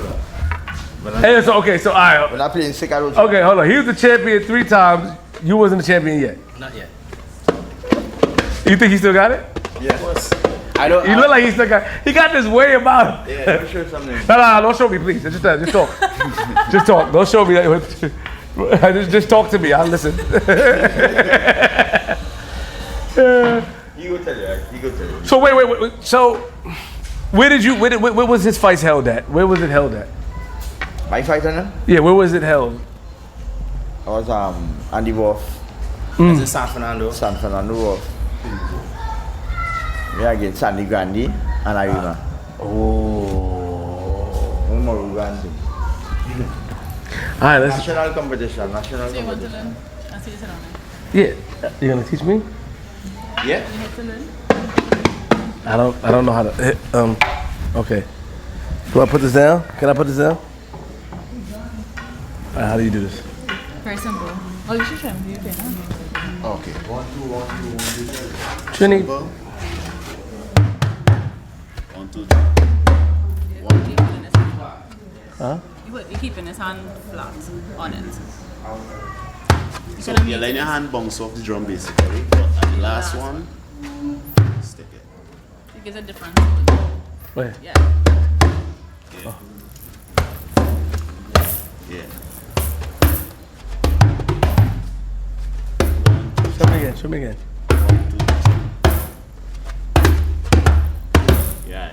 Again. Again. Again. Say it again and say it too. 1, 2, 3. 1, 2, 3. 1, 2, 3. Yeah. 1, 2, 3. 1, 2, 3. 1, 2, 3. 1, 2, 3. 1, 2, 3. 1, 2, 3. Catch it. But now when you Yeah, they catch it with our rhythm now. Yeah. But now in details, so what you're saying is that you're letting your hand bounce and let the sound resonate. But on the last hit is when you're muting it up.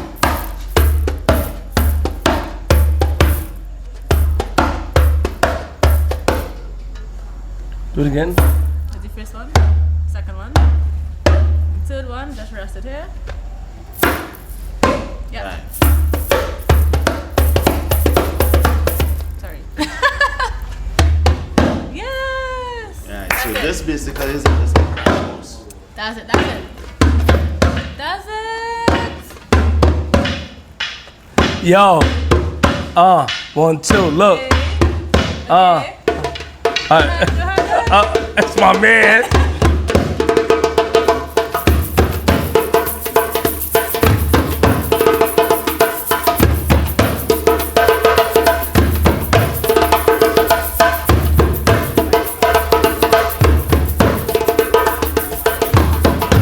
Oh, fat.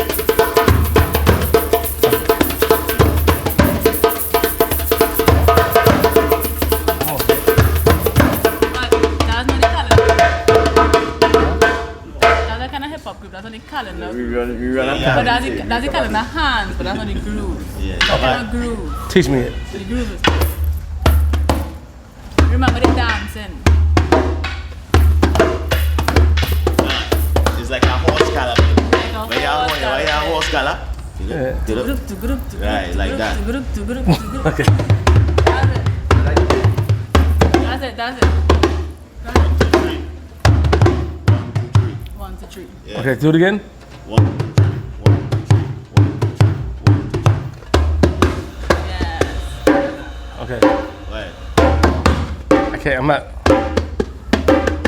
1, 2, 3. 1, 2, 3. Come on, flip.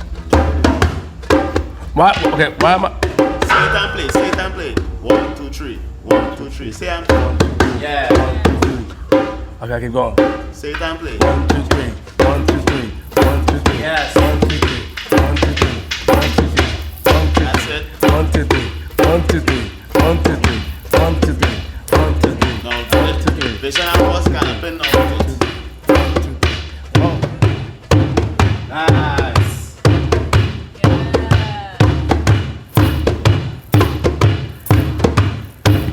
They pay enough attention. Hey, stop. Then you had to. You had to I do feel the it. same way too, yeah?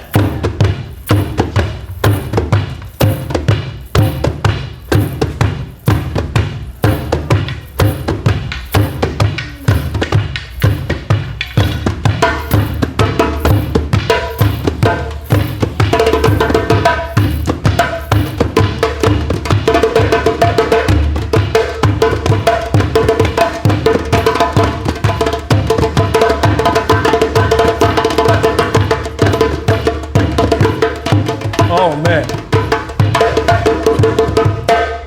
Yeah? I ain't gonna lie. Be careful. Right, here we Don't go. worry yourself, this is a crash course. Right, here we go now. Same thing, but just on the calendar.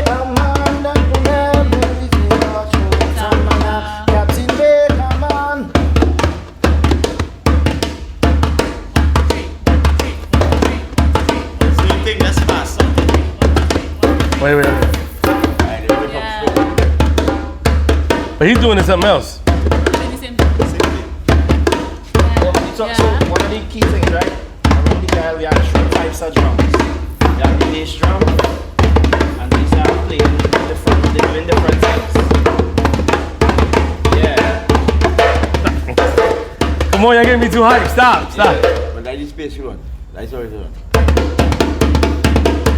So this is separate parts. Play the bass. That's all. Play the bass.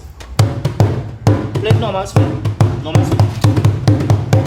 So this is the rhythm. This is carrying here. Right? This is what carrying here. Now he going and talk to me and tell me how I'm going to hit by calling on the drum. Right? Second. Right, where are you?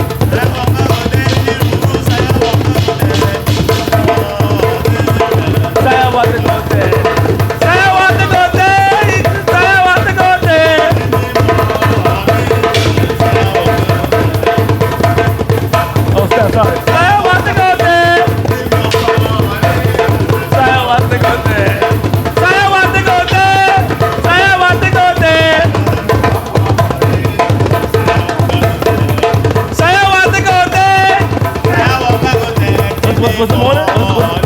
What's the middle? How it go? Saya wanga go dead. Saya wanga go dead. In the morning, tell them Saya wanga go. Saya wanga. Saya wanga go dead. Saya wanga go dead. In the morning. So crowd and response, call and response. So Saya wanga go dead twice. Shantwell sing. I am the Shantwell. I will say, Saya wanga go dead. Saya wanga go dead. In the morning, tell them Saya wanga go dead. Saya wanga go dead. I singing that. Okay. Yeah. I sing Sayawanga go dead in the morning, Sayawanga, and response In the morning, Sayawanga go dead. Now when I start playing, In the morning. tell them Sayawanga go Tell dead. But when I start to play, you take over as the chanterelle. So you will sing what I sing it, which is Sayawanga go dead. Tell them Sayawanga go dead. In the morning, tell them Sayawanga go dead. Sayawanga go dead. Tell them Sayawanga go dead.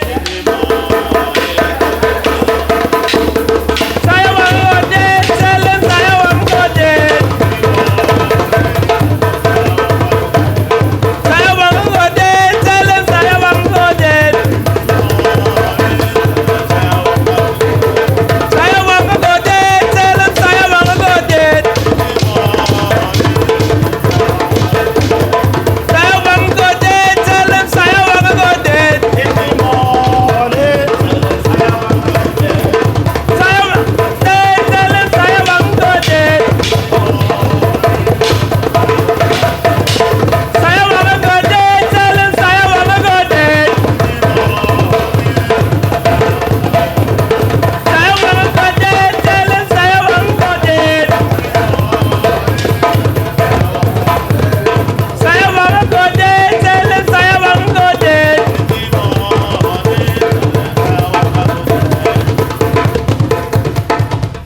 Them shots you see, they dangerous shots. I guess.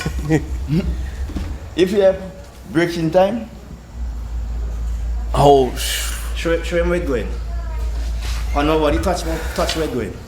or just straight it straight and decide this thing. oh my God. And then the next one is straight across nose. So even show him the overhead shot. So even if I charge in, right? All this happening at high speed. I charge in. Wow. Bash! That hitting some. Oh, he can do that. Yeah, that shot. That's a simple shot hitting from your lip. So you do you suggest that people shouldn't charge in? Yeah. And You can do what you want. But look, he just showed a move. What happens if you charge in? But that's my move because That's why he more that's why years. he do that. And me bigger man than you and the charging running in. When they push me all here going. So before you push me and hit, I just one time, whop, stop it. Interesting. So we have basically what he's showing here is that we have different shots to get through. Because a stick man know how to breaks. So it's like chess. How to find different ways to cut the head. I hit you in your ribs, right? Wow. You were feeling that. I tell next one, back in your ribs, you were feeling that. But you hit me in my ribs, I go and feel it. So instead of you hit me, I look at the damage from here to here. And it fast. And it cut easier. The face will cut easier than When the you, head. when you come at your power shot and I breaks, bam, and you're running, coming to push me. I just will want Let me show him. So I come in, I bigger than him. So I come in with a power shot. And you run to push. I just pull. Stop. So my whole body going so over to you. That's why my head. So if I go in there too now, a lot of guys will go in same way. Yeah. Flash. And he going coming in Yeah, here. yeah. Right? They go in there. Go ahead. Go in Yeah. shot. And the head open. But I won't do that. I will charge this way. Yeah, so you would So you still blocking the yeah, shot. because you know it. If you know it, it's simple. You know it, you can see it. You understand? And it's very simple and nice. Because you run here down to bus head and you give them all. You come, you can be how big. But you see the push off. Don't stand up here because anytime you stand up here, I'm that boy. You take it, you make it double. Get right to make it double. But when you push off this stick. Next year you can go in the guy. Yeah. What do you mean the guy? Three of us can All go. right. So Right, three of us can go. here the plan. Go put you last. Going as a team. We One, go in two, last, you don't want to play? Because 2 seconds. Third man don't want to play. You're going to get the money.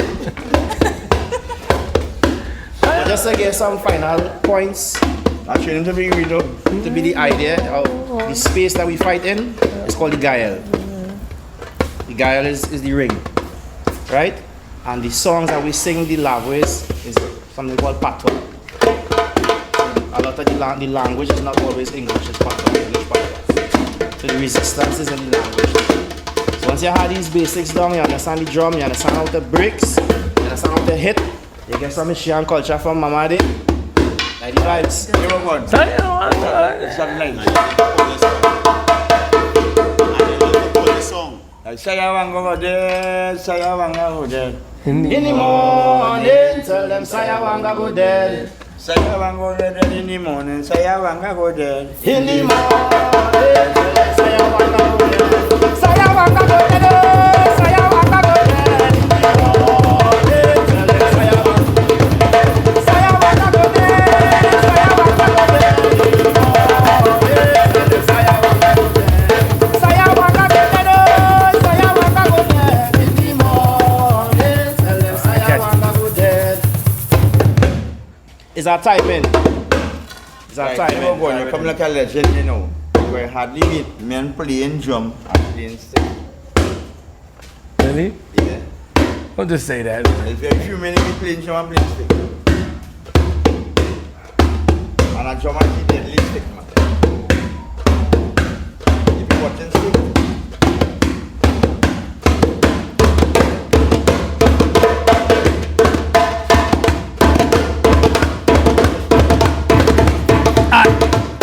Too much. Now come slow, back to it. Huh? You're doing good. We're going back and raising it.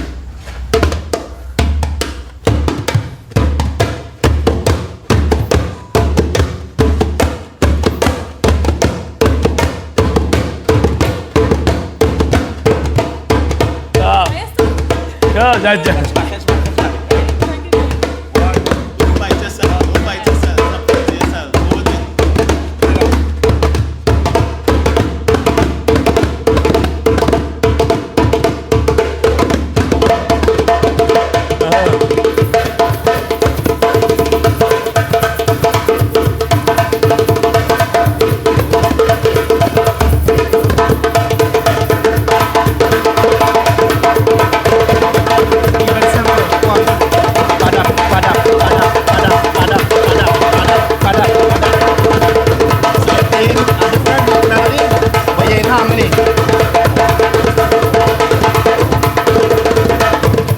you keep going.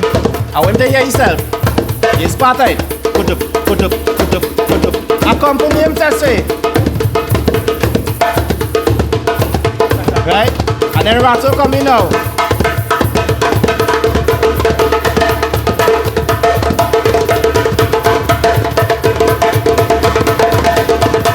like the rhythm, get off. I'm going over the look. Yeah, but so go over it. Stop your foot. That's it. You get close now. Back. Ah, you get anybody in there? Back.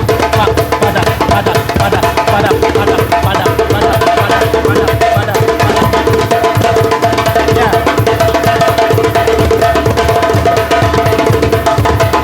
That's it.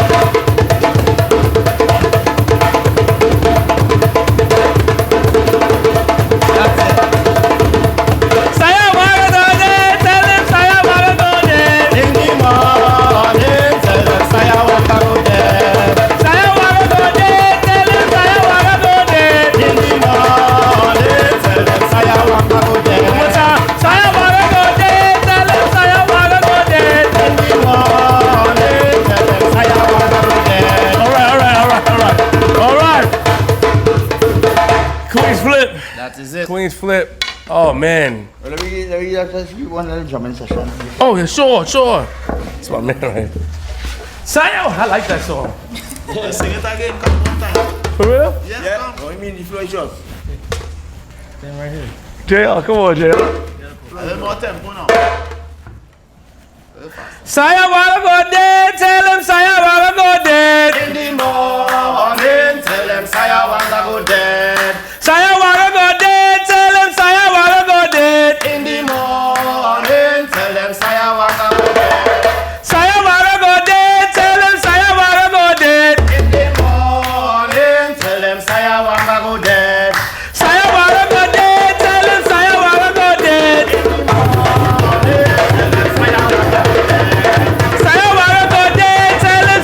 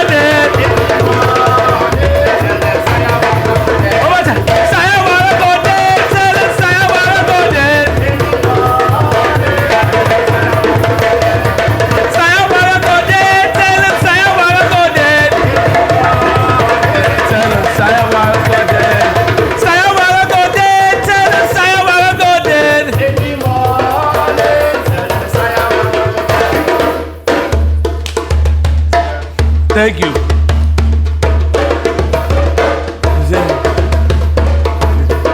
Hey, yo, Queenzflip, we are here in Trinidad.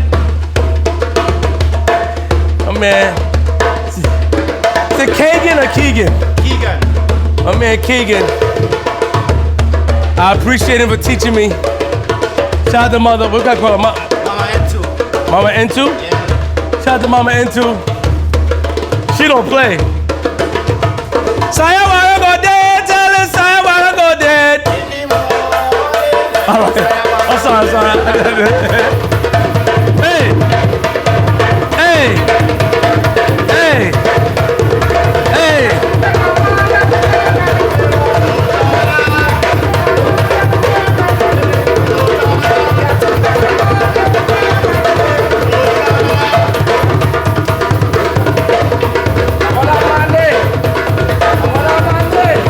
Hey, yo, Queenzflip. Shout out to King and shout out to the band. What is the band called? So this is Rato, King Rato. King Rato. Yeah. Danny. Daddy. Yeah. I'm a boy Tesfaye. Touch me. I appreciate y'all. Thank you for teaching me, man. Showing me Queenzflip, man. Make sure you like, subscribe. What is the social media? What's the social media where you can find it? You have 2 social media at Please. Kalinda Collective, which is Kalinda Collective, KOLLECTOVIV. That's my group. So and we collaborate. So it's a collection, it's a collective. So what is it? Tell them Ratos. King Rato _ Peace in the world.